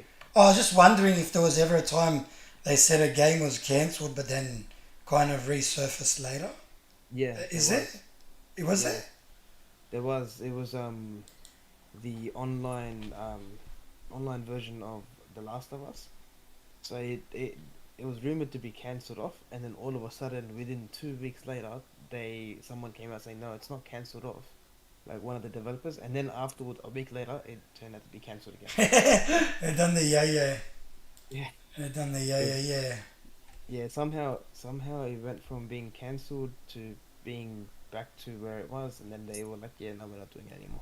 So yeah, Yeah. um, and but some across those, the one good thing that did come out of this whole entire week about the whole PlayStation situation, the layoffs, was the combat trailer for the Rise of Ronin. Because we did mention about combat, about Starfield, and how the Mandalorian game would be almost very similar, but the Rise of the Ronin combat, that completely is on a whole new level.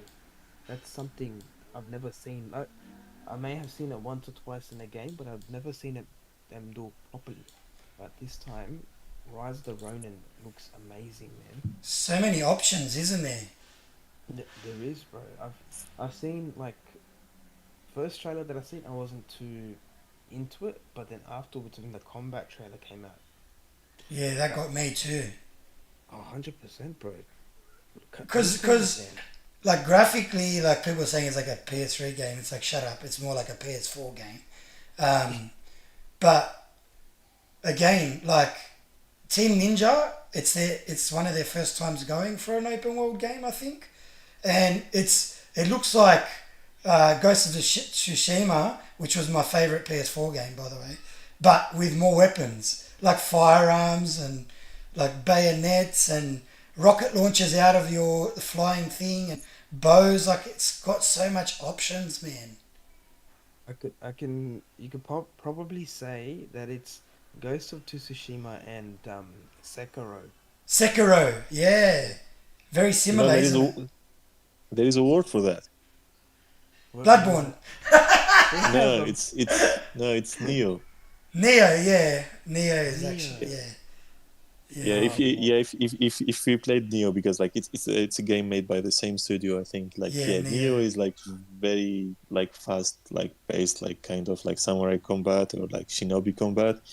I think the one thing I hated about Neo was, only if you played it, there is like a key pulse. So when you do like, let's say, combo, like after a combo you have to do like you have to press like R1 to recover your key pulse, and sometimes like you run into um, and the key pulse is like, it's like some kind of stamina basically. So if you don't recover it, then it will deplete, and sometimes you play against monsters who will throw some kind of poisonous fog and stuff like that into the arena. So if you have to cancel that like poisonous fog using the key pulse thing, if you don't do it, then your character will become like very slow, and then you cannot do combos, you cannot do a lot of stuff. And it's very good, but it's very hard. I think there is no key pulse in this game because it's not like a fantasy game. It's mostly like like rooted in reality kind of game, except the flying thing. But like that's fine. Yeah, but they got to but make yeah, it. it's Oh, sorry. good. Oh no, I was No, just saying. I was just gonna okay, say I'll the stop. the flying thing was. I thought that was possible. Yeah, but like it's a It's game, not. right? Like It's not. they have to make your character move and give you like, even like if you looked at the game, I think like when you call your horse, it will appear just like out of nowhere. I Oh don't yeah. honestly care about the reality of it, but it's much easier than me, for example, calling the horse and waiting for the horse to come, let's say if the horse is trapped in a different place. So it's a game, who cares about reality anyway? uh, but yeah, that game, I think like the combat looks cool, the world looks really good. I think that is, I'm not 100% how it will play. Are we really, because there is like 3 factions in the game, and I think you can side with either factions. I'm Oh not sure really? how that will play out in terms of the story, and like for example, if I side with, let's say, the westerns, are the western soldier won't be aggroing against me, but I will like fight only the Japanese ones, or like Oh. or vice versa. So they talked about this like siding with factions, but I'm not sure how that will develop into the game and like in terms of gameplay. But yeah, if you played Neo is like very, very good, especially like the combat. There's like slightly a little bit of repetition, especially like in U1. Like you play in one place, you go to a second place, and then you go back to the first place, but it has like, let's say the people died, and then you have like monsters or stuff like that. So it felt a little bit repetitive in that way. I think they will solve this, and they will solve like some of the issues Neo had in this game, and they solved most of those issues in Neo 2, by the way. So yeah, I have a lot of faith in Team Ninja, and I think this game, they said like they were planning to release it like 7 years ago, but they ran into troubles, and then Sony stepped in and funded them. Oh really? That could be a PR just to praise Sony, or Yeah. could be true, but the one person helping them or directly working with them is Shuhei Yoshida, Oh really? and Oh, he's involved. Love it. I have faith in that guy. Like, Oh like yeah, he's a yeah. legend. He's a gaming legend, right? He knows his stuff. He knows his stuff. He's a gamer.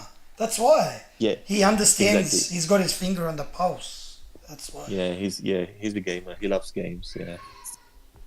This game will probably like, especially on the dual sense, this will be magnificent, especially when you're fighting. Oh man.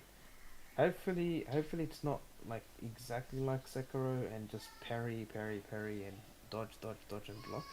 Um, but yeah, this game is going to be really good. So my brother-in-law, he has a PlayStation, so I might once it comes out, he's gonna guarantee get it.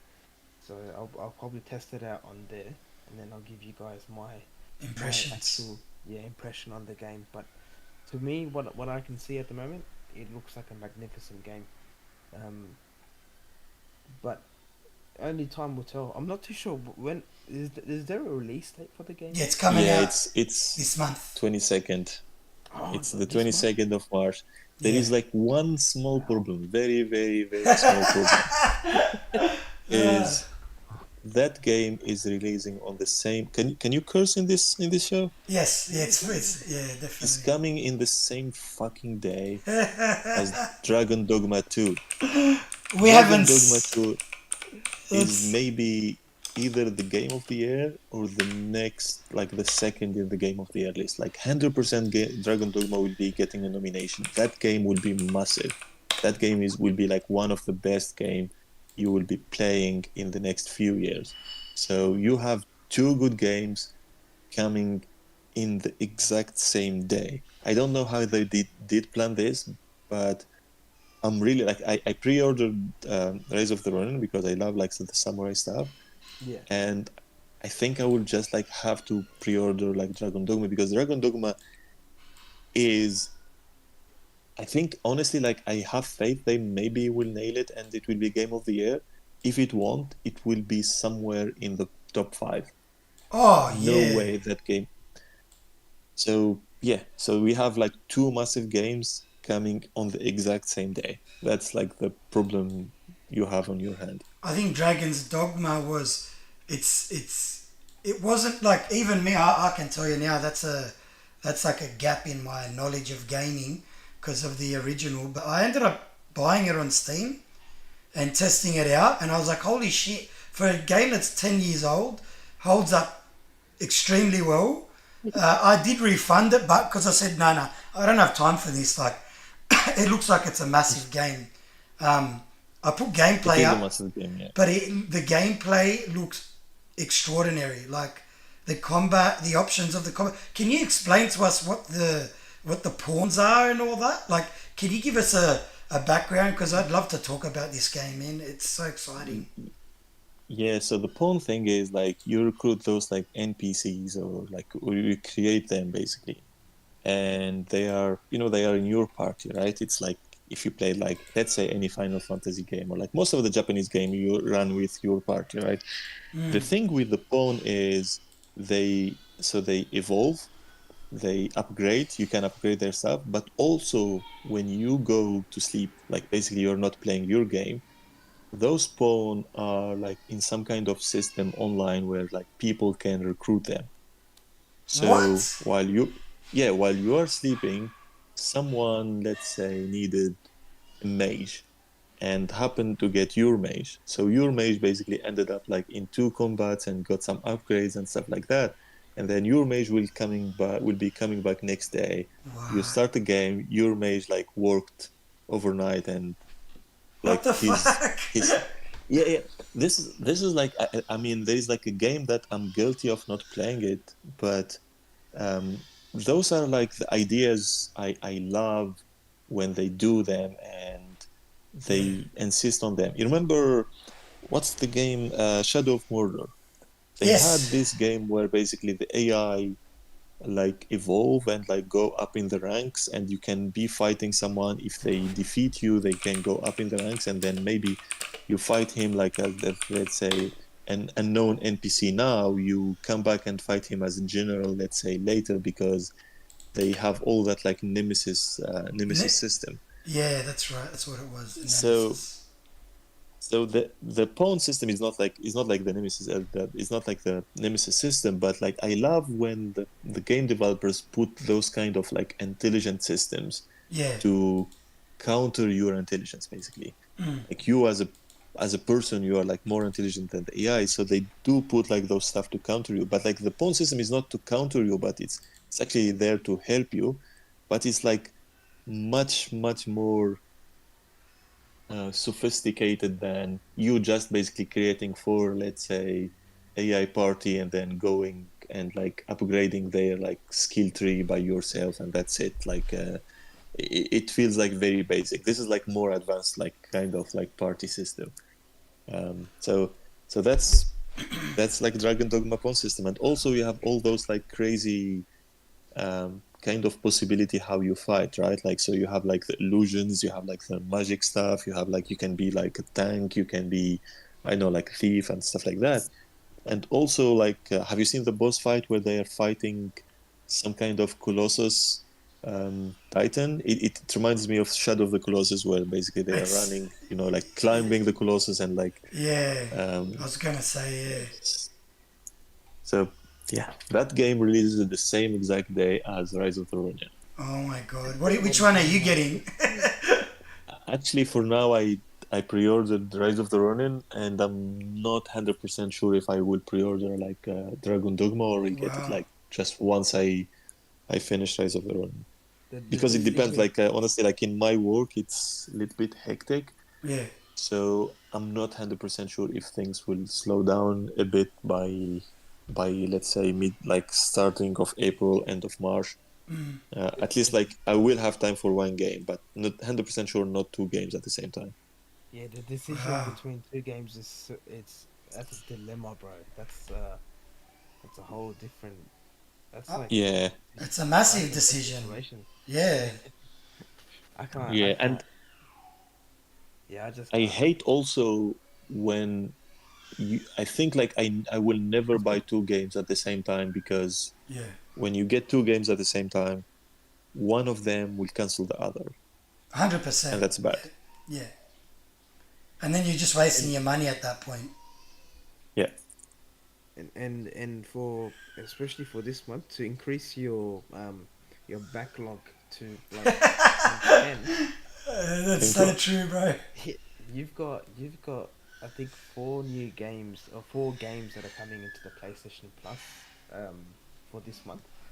So here goes your backlog times 10. Sifu is one of them. Love Okay. seafood. So Love it. so so is this like a podcast for gaming, or like guilt, like backlog guilt, like kind of like shaming? It's a bit of both. It's No, a bit of both. it's a bit of mixed. It's shameful. Uh, It's if I embarrassing. if I tell you guys my backlog, you are going to cry. I still have about 15 games or something or plus that I still need to finish off, and that's outside of the um, games that like there are certain games that I played that still haven't like I played once in a while. Look at his backlog, bro. That's like how much? 12? 10? Yeah, I haven't updated it since last year. But it's like Sifu's one of them. Jedi Survivor, Spider-Man 2, Avatar Frontiers, Dying Light 2. I'm just about done with Hogwarts. Cyberpunk Phantom Liberty, Jusant, Alan Wake 2, Dead Space Remake, A Plague's Tale Requiem, Zelda Tears of the Kingdom, and Kakarot. And that's not including like Helldivers, whatever multiplayer games that I play on the side. Crazy. Say hello to a game that I bought 2 months ago and I haven't played yet. You know what is worse What? is, let's say, okay, yeah, this is a safe space, right? Okay. So last year I bought what's called Hogwarts Legacy, right? It is still unwrapped, Oh my god. right? But in the same time, since I bought that game, I finished the Bloodborne again. So I know, like, It's there's no logic. It's just like, yeah, it's because like I mean, I love Bloodborne. As I said, like, Bloodborne is much easier for me to hop in, hop out. I also finished it like Sekiro again, and this is like the problem is sometimes I buy a game, I play, let's say, 1 hour, put it aside, and then jump into, let's say, God of War 2 that I finished like 12 years ago, and then replay God of War while that game is screaming in the corner saying, "You just bought me for £60. What are you doing, sir?" Oh, that's the funniest. We're exactly the same, bro. What do you mean? Yeah. I bought Avatar because I was like, I gotta get it. I want to play it. I do the tutorial for most of these games, and then I go, all right, I gotta go back to these other games. Like my mindset isn't like, why don't you wait because you might not want the game, and just play the ones you got. No, I buy them, I install them, and then they sit on the hard drive, screaming in the corner like you said, bro. Exactly the same. It's funny. It's funny when I first got Hogwarts, this bloody guy was the one who told me go get it. The game's so good. And when I did go get it, I finished the whole game, and he's like to me, "I'm not even halfway done, bro." You're good at finishing Yeah. them. You got yeah. Tans will finish a game if he likes it. He'll focus. I got ADHD, bro. I'm like tomorrow's Sekiro day. The next day is Elden Ring. The next day, and I go. Remember how I was playing Alan Wake 2? I might go back and do a mission on Wednesday night. And then, Resident Evil 2 just popped into Game Pass. Let me try that out today on xCloud. I don't even have to install it. Yeah, I'm fucked with that. I'm fucked. I'm telling you. At the moment, I'm currently playing Vanishes, and I, that I'm not even gonna try and finish that game. That game is too beautiful, bro. Have you played But Banishers, Good Hunter? No. Yeah, I was like, I think like this is like this time I was like a little bit smart of not buying the game until I really have time to finish it or Yeah, like to play it. You remember I was like in the US like when this game released, so like yeah, I didn't even have a chance to get like either this or like Helldivers. So yeah. when I came home, the first thing I got like was Helldivers disc. Um, but yeah, I don't think I will get it. I don't. I didn't even get like Final Fantasy VII Rebirth Mm. because I'm trying to finish the remake, which I didn't finish. Oh yeah. So there is too much too much games, two kids and job. Then It's you end up with funny. 2 hours. Yeah. It's funny we're talking about that. It kind of highlights the whole issue with the layoffs as well. I mean, I don't want to keep talking about it too much. I guess we need to always remember that these are people's lives. But it's hard to buy everything. yeah, And I think if they pick a time, like a lot of people, there might be, like personally, I got two kids as well, like Good Hunter. So I'm quite busy with them anyway. I can't pick up everything. Maybe there was a time where I could, and I would get through games quite fast. And it was like the game releases were spread out, like early part of the year, to give you enough time to finish them. There was like a few big games that would release. It would be like January 1, February 1, and so on and so forth. So you could kind of keep up with the releases, but it's getting out of hand at the moment. Like, and you know, what do you do as a developer or a game company? Do you hold off? I don't know. Or do you just yeah, release your game on the same day as another big game? yeah. And it's like what Xbox and I think PlayStation also may have said this sometime in the past, where they want to release uh one game every 3 months or 2 months or something like that. Yeah, yeah, Um, per quarter. yeah, that's even more tough because um, you buy a game for $100. In Australia, each game is $150. Yeah, You buy a game for $150. You try and that's right. finish off. You won't get the time to finish it off, and all of a sudden another game gets dropped in. There's, it's going to be a difficult time to be able to buy games, but um, Yeah. we can do our part and do what we can do to help out these developers and everything. So Yeah. You buy something you want. I'll tell you now, like, I got no shame in saying it. Like, if there's a game that drops that I'm interested in, like, let's say Dragon's Dogma 2, I don't have time, right? yeah, But I kind of want the game. I don't know. I want to try. I want to be there initially, at least initially. And if it grabs me, I'll stop everything else and play that. Like I just go with the flow with that stuff. I don't care. Um, but then yeah, there are times where like Good Hunter said, like you just get smart. You got to be more savvy, and you might go, well, Helldivers is out, and I'm definitely buying that. But I can't buy this other game that's released around there at the same time. I've had to do it too. It is not an easy choice, but we've got to vote with our wallet at the same time, and um, Yeah. it puts the impetus back on the developers to do something out of the box, maybe create something new and interesting. I mean, Dragon's Dogma 2, just the fact that it's just the number 2, it's not like the 10th game in the series, it's not a remake. That one has got my attention, and this is a message to the developers out there if they ever watch this or they're watching this. Um, you got to capture the imagination of gamers.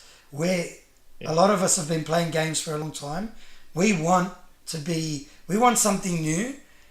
If not new, something exciting. Do something like in your game that's going to want us to be a part of day one. And I'll have no problem putting 120 Australian dollars towards that game day one, even if I don't have time to play it, because I want to be there at the start. yeah, And for me, like the way I look at it, like I have like some kind of like ranking for the games where there is games like are day one for me or like just like the game releases, I would buy it, like even if it's like £100 or something. But then there is like games where like, okay, this game I will play it, like I will definitely play it, but some kind of like I buy it on discount, or like I buy it like second hand, because I usually like buy games on disc so I can buy them on disc on like second hand too. But then there is like games where the third tier is games where like if they drop on PlayStation Plus or like Game Pass, I will play them. If they don't, like I won't care. And there is the fourth tier is games where like if you drop them on PlayStation Plus, you send me money, I won't play them. So those like the games are like really bad that I don't even touch them. So for me, you as a developer, you have to make the game that should be in tier 1 or tier 2 for me to buy it, because Yeah. at the end of the day, it's like I'm not working for you or like something, right? I'm basically a person, like a consumer who will buy the best product. And honestly, like just like to give maybe credit to the developers, it's mostly a message to the publishers than the developers. Because Yeah. trust me, a developer will always want his game to be the best. Yeah. They have like, they are really crazy. Trust me, if me, a person with no maybe like gaming like development, let's say, experience, I have so many ideas like to make like a crazy game. if, I just don't have like the technical stuff. I don't have the time, like because I'm working in different field. But like the game developers, they have all those like sort of crazy ideas. But like mostly the publishers who are restricting them. Like Oh if you yeah, go to yeah. a publisher with like a crazy idea, they will say like, no, this won't sell. And then you maybe have like a very fascinating idea that is just dead before even we hear about it. Like look at, let's say, Baldur's Gate. Trust me, if Baldur's Gate was published by normal, those like everyday publishers, maybe it won't be there, or it will be there, but like with microtransactions and some kind of season pass crap and like less Yeah. of content stuff. But because of the studio is like so passionate, and they put all the studio resources behind the game, if the game flopped, the studio will go bankrupt. So just so you know the passion behind that game, they Yeah. put everything behind that game, and it became the biggest thing last year. So yeah, it's mostly like message to the publisher: if you want the consumer to jump to your games and leave Fortnite and let's say GTA and FIFA and stuff like that, give me something that really entice me, and something that I feel like it's fresh. I never played a game like that will make my time fun. And if you give me that, like people will jump. People will just play the games. Look at like Baldur's Gate. Baldur's Gate was a game that if I told you like a top-down CRPG game would be the biggest game of a year in 2023, you would just like say, no, that will never happen. But it did happen because the game was good. I remember like I was in a Twitter space talking with a guy, and I was at that time I was like 25 hours in the game. He was almost 20 hours in, and we were talking about Baldur's Gate. Basically, we didn't do the same things at all. Like he had like a different story. He was doing different things, killed different like kind of people, met different people, and I was like doing a different thing. And the game was massive, and we still like in Act One at that time. So if you give me that game where like I can be excited about, I can talk about it like to people and like get more surprise and more fun, then like I will buy it. Like even if I don't buy it day one, because I'm pretty sure a lot of people didn't get like, let's say, Baldur's Gate day one. But then when the game launched and like people were praising it, a lot of people jumped and bought it again, because they said, Exactly. oh, it's the same for Helldivers. Like Word Helldivers, of for example. mouth. I I mean, I knew about the game. I played the first game back in like 2014, 2015. And then like when this one was releasing, so I got the game. I sent the image of the disc to my cousin, and because he's like a physical game collector too. So he sent me a message like, is it good? I sent him like, like a video. I will send it to you like maybe later, Ink, is where they put like a combat like from Helldivers in Malevolent Creek, and Oh yeah. the speech they put was Captain Irvin's speech from Attack on Titan. So it was like epic, kind of epic speech. So he saw that, he said like, okay, I'm buying this game, like because he's a big Attack on Titan fan. He Yeah. got the game, and then he got 3 of his friends to buy the game. So you see, basically, it's like if you make a good game, even if people don't buy it day one, they buy it like in week 1 or week 2 because people will talk about it. If you give 100%. me like the 10th Ubisoft game that I played like 10 years ago, I played hundred of the same game, then there is no need. I already played Far Cry. Why giving me the same Far Cry game again? Yeah, 100%. That is the best, most articulate response I could have ever asked for, because that's the truth. I mean, it's happened with Helldivers too. That's a good use case. They can't even, keep the servers, like the servers couldn't keep up for the first 2 weeks. And I'm sure they've made a bucket load of money because of it. It's amazing. Yeah, and also, um, again, like a thing that pulls me off from a game, or may not pull me off. There are certain aspects that that does that for me, and especially the main key is, I think I mentioned it earlier sometime throughout the stream, or was it before the stream, where I mentioned about the file size of a game. If the game, for example, is 100 plus, I reckon that's a bit. It's too much, but it's something that you could possibly get. But if anything that's past 200 gigs Hmm. is a big No, no. thing. Because Yeah, you're asking a person who uses like 50% of the hard drive on a yeah. Series S. And guess what's rumored to be at 200 plus gigs at the moment? Was it GTA? GTA 6. Yeah, they can have 1,000 gigs off me. I don't give a shit. But I'm not the person to speak to. I'm not the guy to ask how do you feel about that, because I'll tell you now. Exit stage left. I'll run to the shops now, and I'll give them 200 gigabytes of hard drive space. I don't give a shit. Give me the Yeah. game now. Feed it into You my know, veins. Tarzan, I think Ink saw that like woman twerking on the car in GTA 6 and said like, okay, I'm buying this game. Like, yeah, no way, I'm not getting this game. Caught in 100%. 4K. Men of culture. That's what it is. Yeah. Yeah, Yeah, didn't take much. The trailer was. I mean, I would have bought it without the trailer, but the trailer blew me away, man. I couldn't believe how good it looked. Like just, Oh. it's like a step up for it. Okay. So if you want to talk like to play devil's advocate and say, oh, we want games that are new and stuff. Where if you're gonna make a game that's in the same series, step it up like Rockstar do. Yeah. that's Step it probably up. Why? It's probably why the gigs are so high, because they have so much things going on in the game, and I think the map is a bit bigger. They said. I don't know. I guess I don't know. It's like an egregious thing, anyway. But I'm sure it can be made smaller in a file size, because Call of Duty does it, and it's just because Call of Duty have multiple.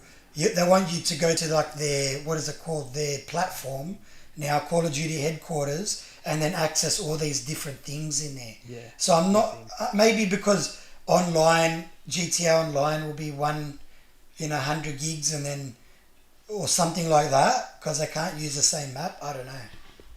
I would like to see them integrate more. So, your character, you can maybe build your character offline, because the two characters they got in the game, Lucia and Jason, they don't seem like the type of characters that you can run around the map and go on a rampage on anyway.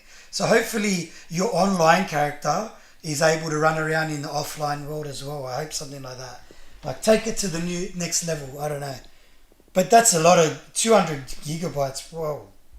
Yeah, and it's I think the game gives me the whole Bonnie and Clyde Vibe. type of vibe, which is something that I'll definitely go off, because you don't, like, you hear stories about that, but you never actually played Yeah. the legendary characters, if you say it like that.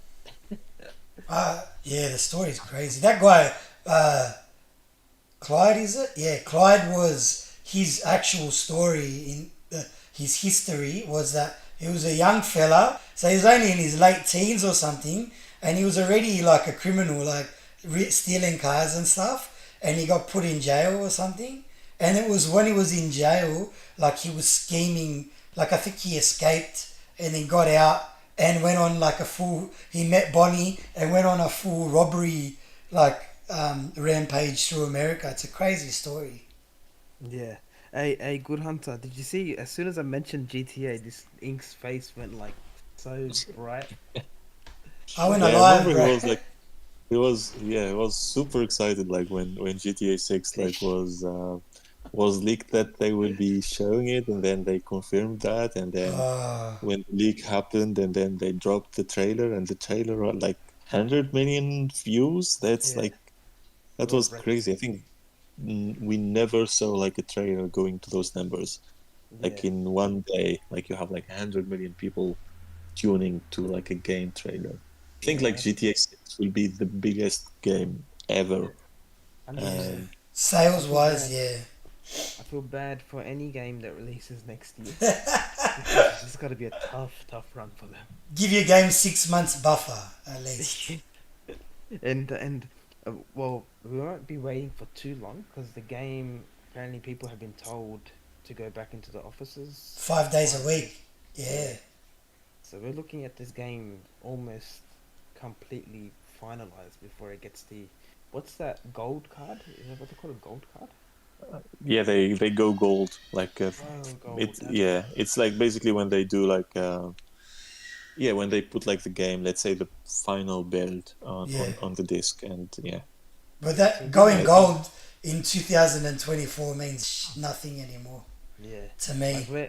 we might yeah, be at the last couple of months until they completely stop, like they finish off development and then they like yeah, this is the date that's gonna come out. Yeah, well, it looks like it's in the polishing.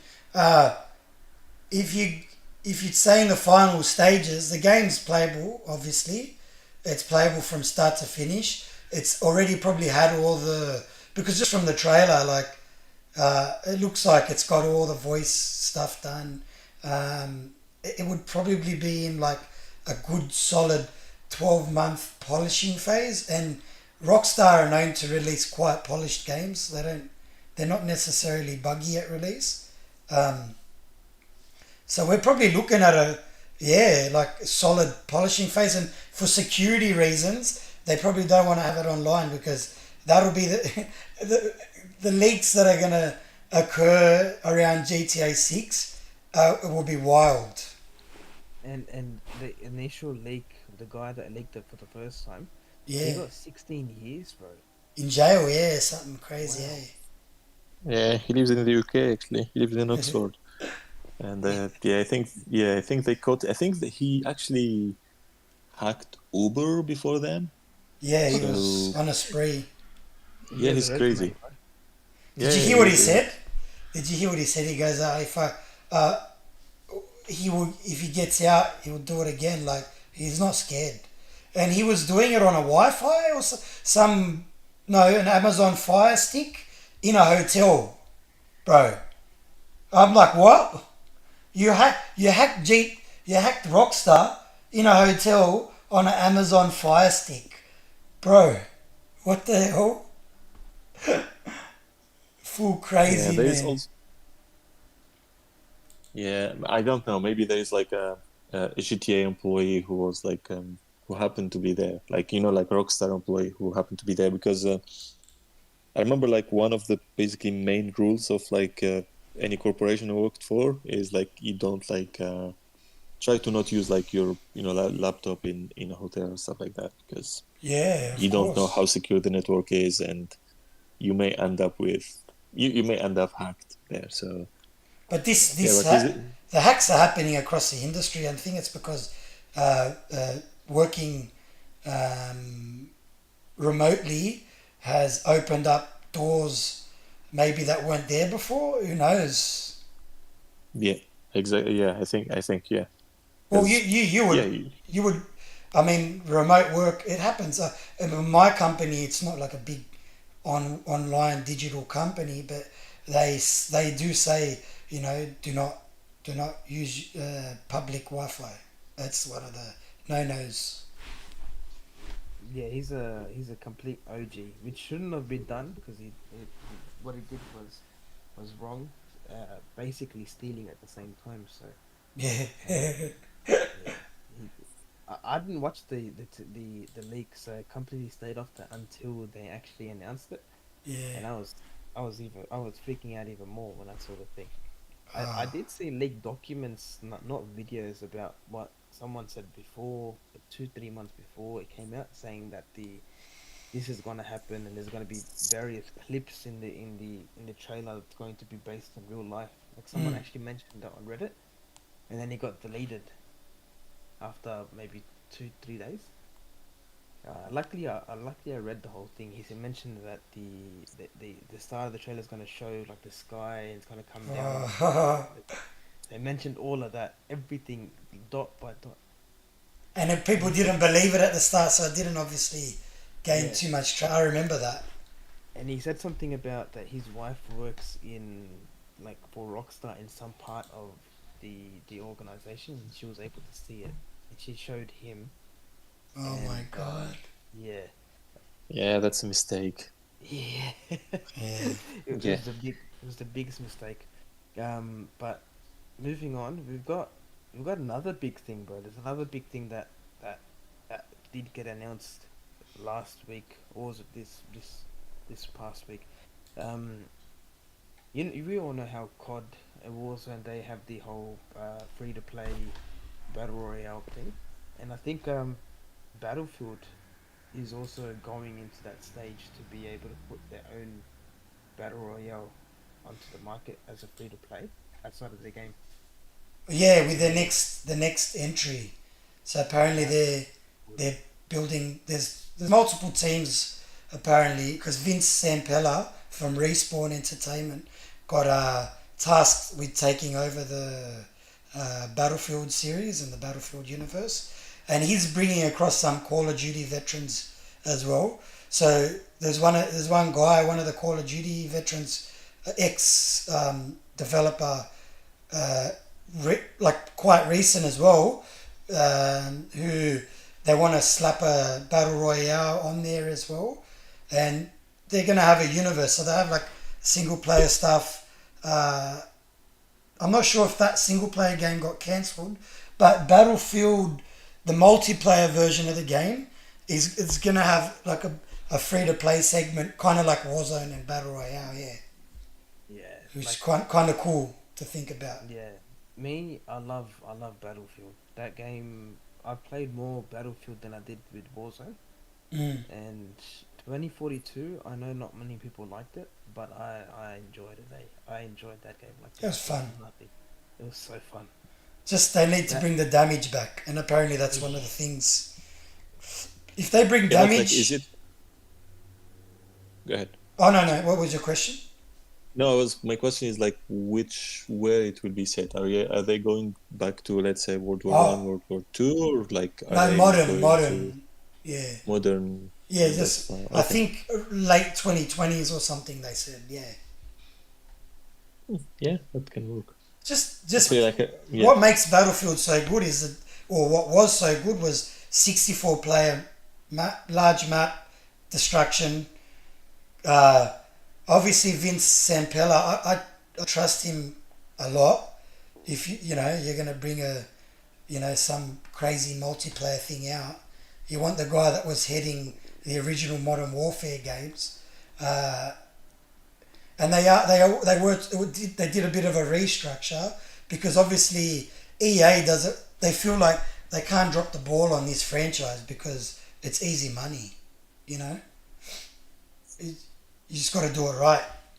yeah, 100%. You gotta the Battlefield games did fall off with 2042. Yeah.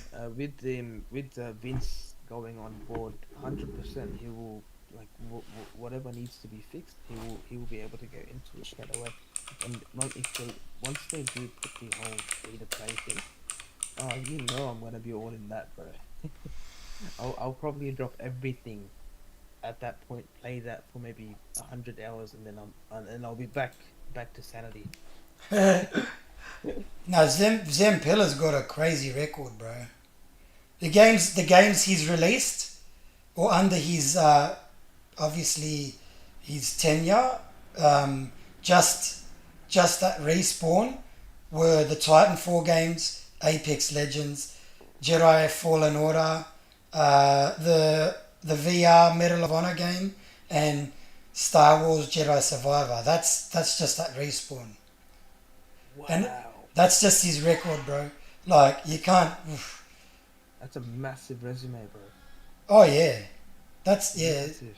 And but remember, it was the reason Call of Duty, like in the early days, blew up mainstream was because of him and his Yeah. work.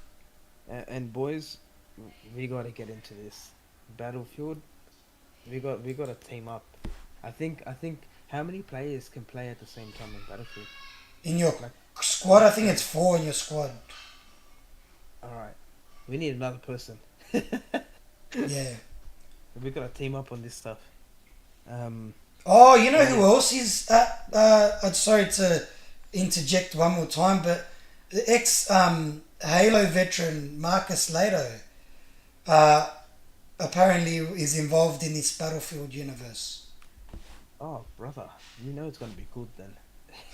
So they got, yeah, he's recruiting, big guys across for his vision of the series. Yeah, because Battlefield at the moment is lacking behind COD, like Oh behind yeah, sales wise, Yeah. and they definitely need to do something to make themselves outside of the wherever they are at the moment. Hopefully the next Battlefield game they really like blow it at the park. Like I said, I love 2042. Um, I don't know why I stopped playing it to be honest. other More. games. Yeah, Yes. but yeah, we gotta get into it. I gotta take everyone's gamer tags by the end of the day because we are gonna get into it. I don't care what day, what time, whether you're asleep or awake. I'm going to message. We'll be jumping on. But there were like I think you mentioned something about them coming up with multiple projects. Yeah, so they're not just, yeah, they're doing it. So he got charged with, like Vincent Pella got charged with heading the new universe. So they want to do like a Battlefield kind of universe where I'm guessing they want to copy Call of Duty in a sense and have like, you know, constant stream of Battlefield games or like constant stream of Battlefield products that they can release. Um, Yeah. yeah, so I Where, think that's what yeah, their where goal you can is. connect the games. Yeah, Yeah. interconnected and Yeah. stuff. Yeah, That would be a good. That would be a good idea to be honest. yeah. Well, Also, I think like go. yeah, Sorry. with Call of Duty going, like going to Microsoft, going under Microsoft, and like having, I think like since the next Call of Duty, like the marketing right will go back to Microsoft to Xbox. Then you as Call of Duty as Battlefield, basically you have like a golden opportunity where you can team up with PlayStation.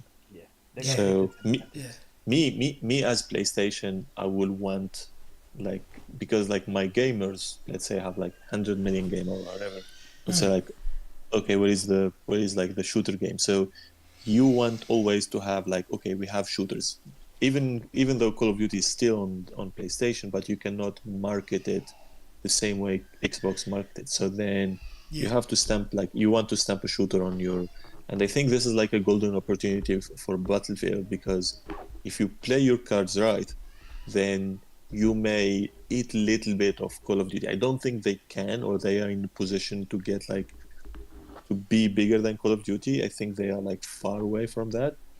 But if you keep releasing interconnected games like every year, then you may hook people into your universe, and people keep buying your game, and basically you become like, because like I think Battlefield was the only game that was this close to Oh yeah, rivaling Call of Duty, but like then at some point I think they realized like, yeah, we cannot like compete with this big thing, and then they scaled things down.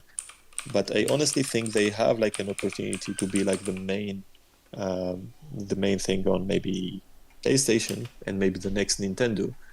Honestly, like also they shouldn't be missing the next Nintendo, because oh that will yeah, have like a power of like PS4 or PS4 Pro, so it can run your game. So put your game on the next Nintendo too, because Yeah. you'll be missing customers.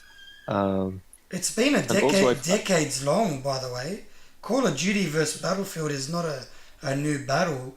Uh, yeah, Yeah, it's Warzone really picked up Call of Duty from the free to play side, and I think that's why Battlefield needs to have some sort of free to play attachment as well.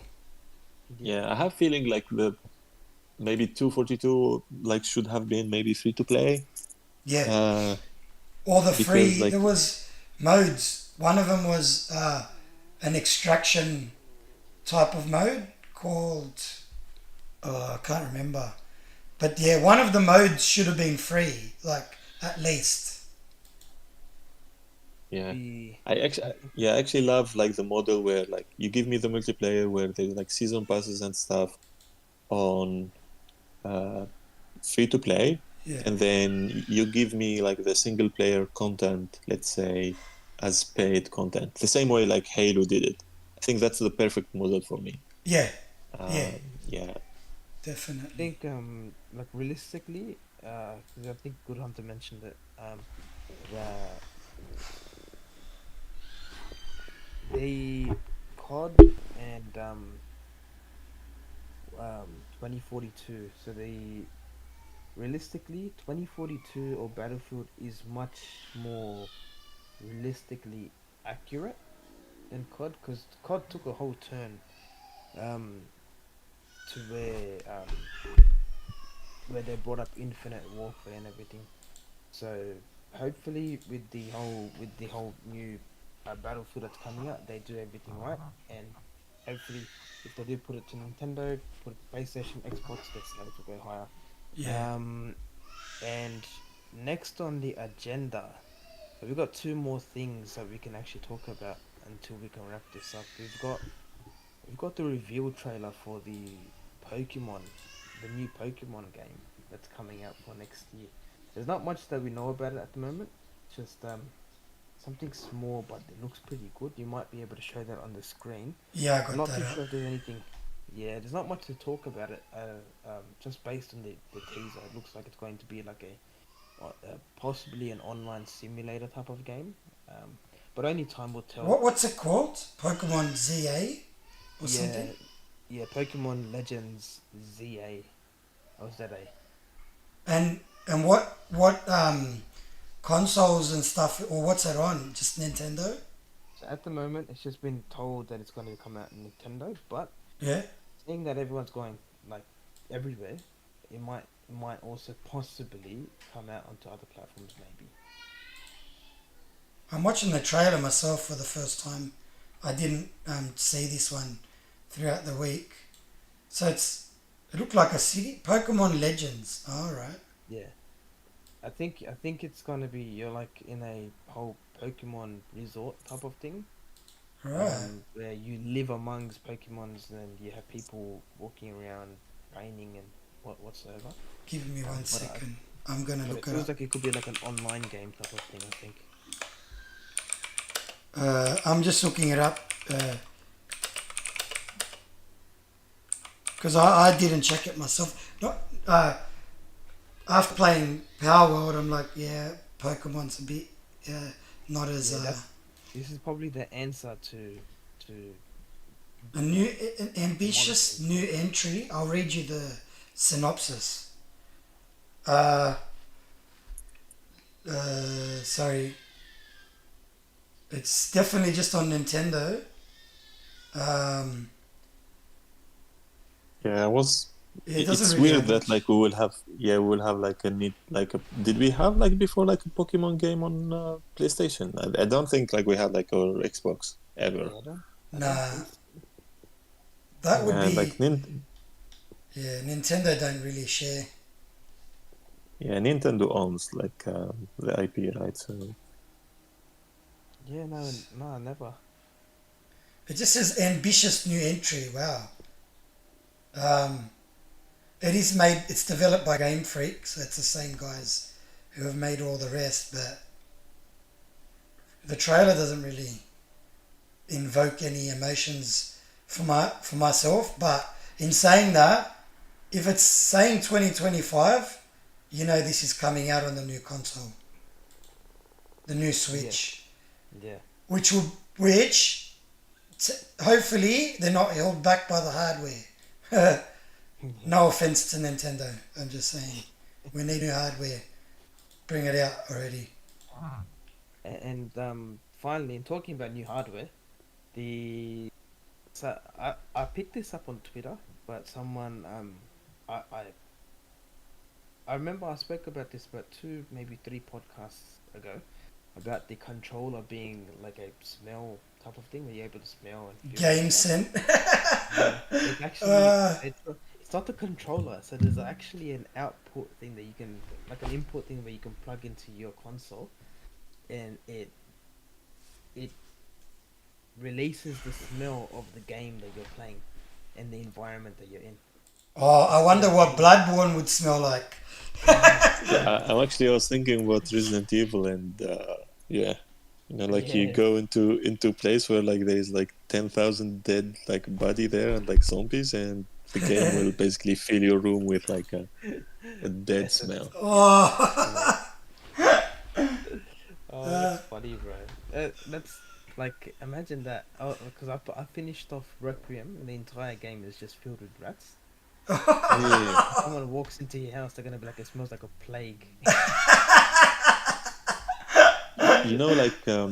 like usually usually like my wife, she loves like watching me playing the game. It's usually like for her like to just like follow on the story, and um um like Plague Tale was the one game I couldn't show her because she hates rats, and that oh, game has like I don't know like millions of them like on screen all the time. Basically, they're like the core gameplay mechanic, and I couldn't even tell her the story because. But yeah, that game was like really good, and I don't think that game would work with this like game scent thing. Because no. have you seen the first like especially like the first part? When in Requiem at the beginning when you go to this like there is like a city that is locked, Yeah, yeah, yeah. and you get into that mansion where like you are basically walking over hundreds of Dead bodies like bodies, yeah. decayed. Oh, Oh, oh, it You want wouldn't. me to so you want me to buy a device, put it in my living room that will fill my room with that smell? Uh, yes. like it would change the what. Like it would be interesting. Like how important it smells. I guess they're just trying to bring all the senses into like like you got your eyes, your ears. A bit. They put a big emphasis on hearing. Like jokes aside, and what you see. But like what's next? Touch and taste. No, I think touch we are already Yeah, touch with at the least dual like trying sense. with. Yeah, we are trying with the haptics. There is like also there's like some suits that like they sell them for the VR. This Yeah, beautiful yeah, piece of engineering. Such a cool thing, isn't it? Like when you feel the rumble. yeah. Thank you for the word engineering because I actually worked on that. You worked on the controller. Not on the controller. I actually like worked in a company that supplies those like haptic No drivers. way. It's called Cirrus Logic. They Oh do wow. provide those kind of like like they are like mainly doing like audio chips. It's like silicon kind of company, and they did provide like the one for like the dual sense. I remember like when we were was actually when I was working there was like crazy ideas like how people basically use haptics to generate audio, and and stuff like Yeah. that. It's like you look at it like the phone is vibrating, but then it's generating audio. It's mind blowing, like how people basically use the haptic to do crazy stuff. And I feel like on the DualSense, it's still not fully used the Yeah. way that I expect maybe Naughty Dog to use them. I think if there is one who will be basically blow people's mind, maybe will be Naughty Dog, because those people basically they put like a lot of effort in every single detail. What's But their like next other than game? What's next on their? Because it's been a while since they've released Last of I Us think we Part will Two, get so and Part I One. think I think we will get like the next game by the end of generation. You know, the game that, because there is another single player game they are working on other than the Last of Us Part 3. And I think we maybe, if we are lucky, we may get like a trailer for the Last of Us Part 3, but that will be either cross-gen or like PS6 exclusive. Yeah, But I think they messed up a lot in the management side by working a lot on the online faction game, and then and then at some point canceling. just like canceling it. So they are now starting on those two games. They said they Wow. have two games on in their pipeline, but I think they are starting. So it maybe take them like 3 or 4 years to finish one, and you will get it maybe by the end of like the PS5 generation. They will pump it. Remember Uncharted 1, 2, and 3? Like boom, boom, boom. In 4 years, they released three games. Yeah, In, yeah, we in have Naughty like yeah Dog, we we have like trust. Just yeah, like the they are developers good, but are like guns. Yeah. yeah, they are taking a lot of time now, honestly. I Yeah. obviously don't agree with some of the uh, story choices of Last of Us 2 in a sense. I still played the game and enjoyed it, but I took that game because their gameplay side of things was so good. I loved that side of the game, and I kind of was just like absorbed by the gameplay. I don't know, it's not normal for a Naughty Dog game for me. Like, usually it's the story, but I was kind of like, the story came second to me with Last of Us 2. It's the same here. I think if you are a Yeah, dad, usually like you won't enjoy the story that much, because yeah, if you're a dad, usually like you will, because a lot of people, I think, who are enjoying the story of The Last of Us Part 2, they didn't agree with Joel choice in the first game. yeah, While if you are a dad and you have kids, you know basically how one person, one kid is more important than the whole humanity. yeah, And that's the choice that Joel took. A lot of people will say like he's selfish or something, but like I will trade like double of the humanity for my daughter. of I don't really course. care about like the humanity. I have like one daughter, or like I have two daughters, but Yeah, like I will trade like 10 times the humanity for one daughter. I don't care.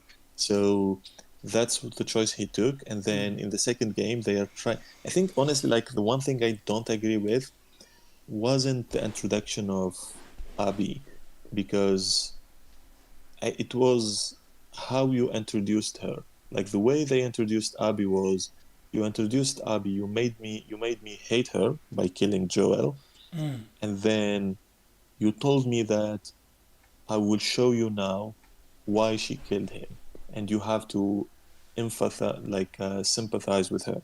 But yeah, that was too late. I think if they did like the pacing slightly different, where like you play as Abby for like maybe half of the game, and and then you see her you kill see, Joel. Yeah, yeah, you see her yeah, side of story, you start yeah, to like sympathize with her, and then when she kills Joel, it may create that conflict, but you won't hate her. But like for me, the game was, she killed him. I played as Ali. My I have only one goal is to kill her, and then you ask me to basically sympathize. So the pacing was slightly yeah, slightly bad, and yeah, I didn't like, yeah, I'm like you. I wasn't big fan of how they structured the story. The story itself is good, but yeah, the way they structured it wasn't good. It made me not being happy playing as Abby, which yeah, like gameplay wise, she was like really good. Like it was a good gameplay. So I agree with you on that. Like I think they may fix this, they may not. You know, you never know, because it's the same director in the next game, so we'll see. Not a Bro, fan. is it me or did the lights start coming out in the background, bro? Australia just woke up. The whole Australia just lit up. Yeah, it's 9:54 and my wife is awake and she's like, "Let's go out soon." She's like, wrap it up, brother. Yeah. I think that we've covered all the necessary topics for the week. Yes, sir. Um, Yes, sir. This week I feel like it's going to be another packed week, so we might have a lot to talk about for this coming week. Did you guys have any final words before we close off the show for the week? Yeah. Thank you, Good Hunter. We appreciate you spending your evening hanging out with us and helping us create content. And we want to have you back, man. We're definitely. It's not a one-off kind of. What we'll do. We might even invite you in when we have another guest, and we can have four of us chatting and stuff. I think that's probably all I had to say. Yeah. Yeah, but yeah, no, it was amazing. This was the first time we actually had a podcast that lasted almost 3 hours. I know, bro. Time, Wow. legitimately, we actually had like really high quality content, and with the guests that we have, it's even more better because Good Hunter, man, you know a lot of stuff about gaming, man. It's unbelievable. And I didn't speak about Bloodborne, so you can Yeah, see. not even once.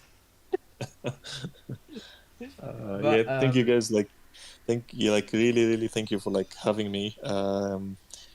Yeah, I think I will be on like with you like whenever you guys like have time. It's like really amazing chatting with you on games and yeah, if you have like maybe like Yamato at some point, like we can have like a four-ways chat and like especially like getting that guy brain on games yeah. and like game development and stuff like that. I think he's like hopefully like one day we will be basically talking in like a podcast saying like we knew that game developer. Yeah.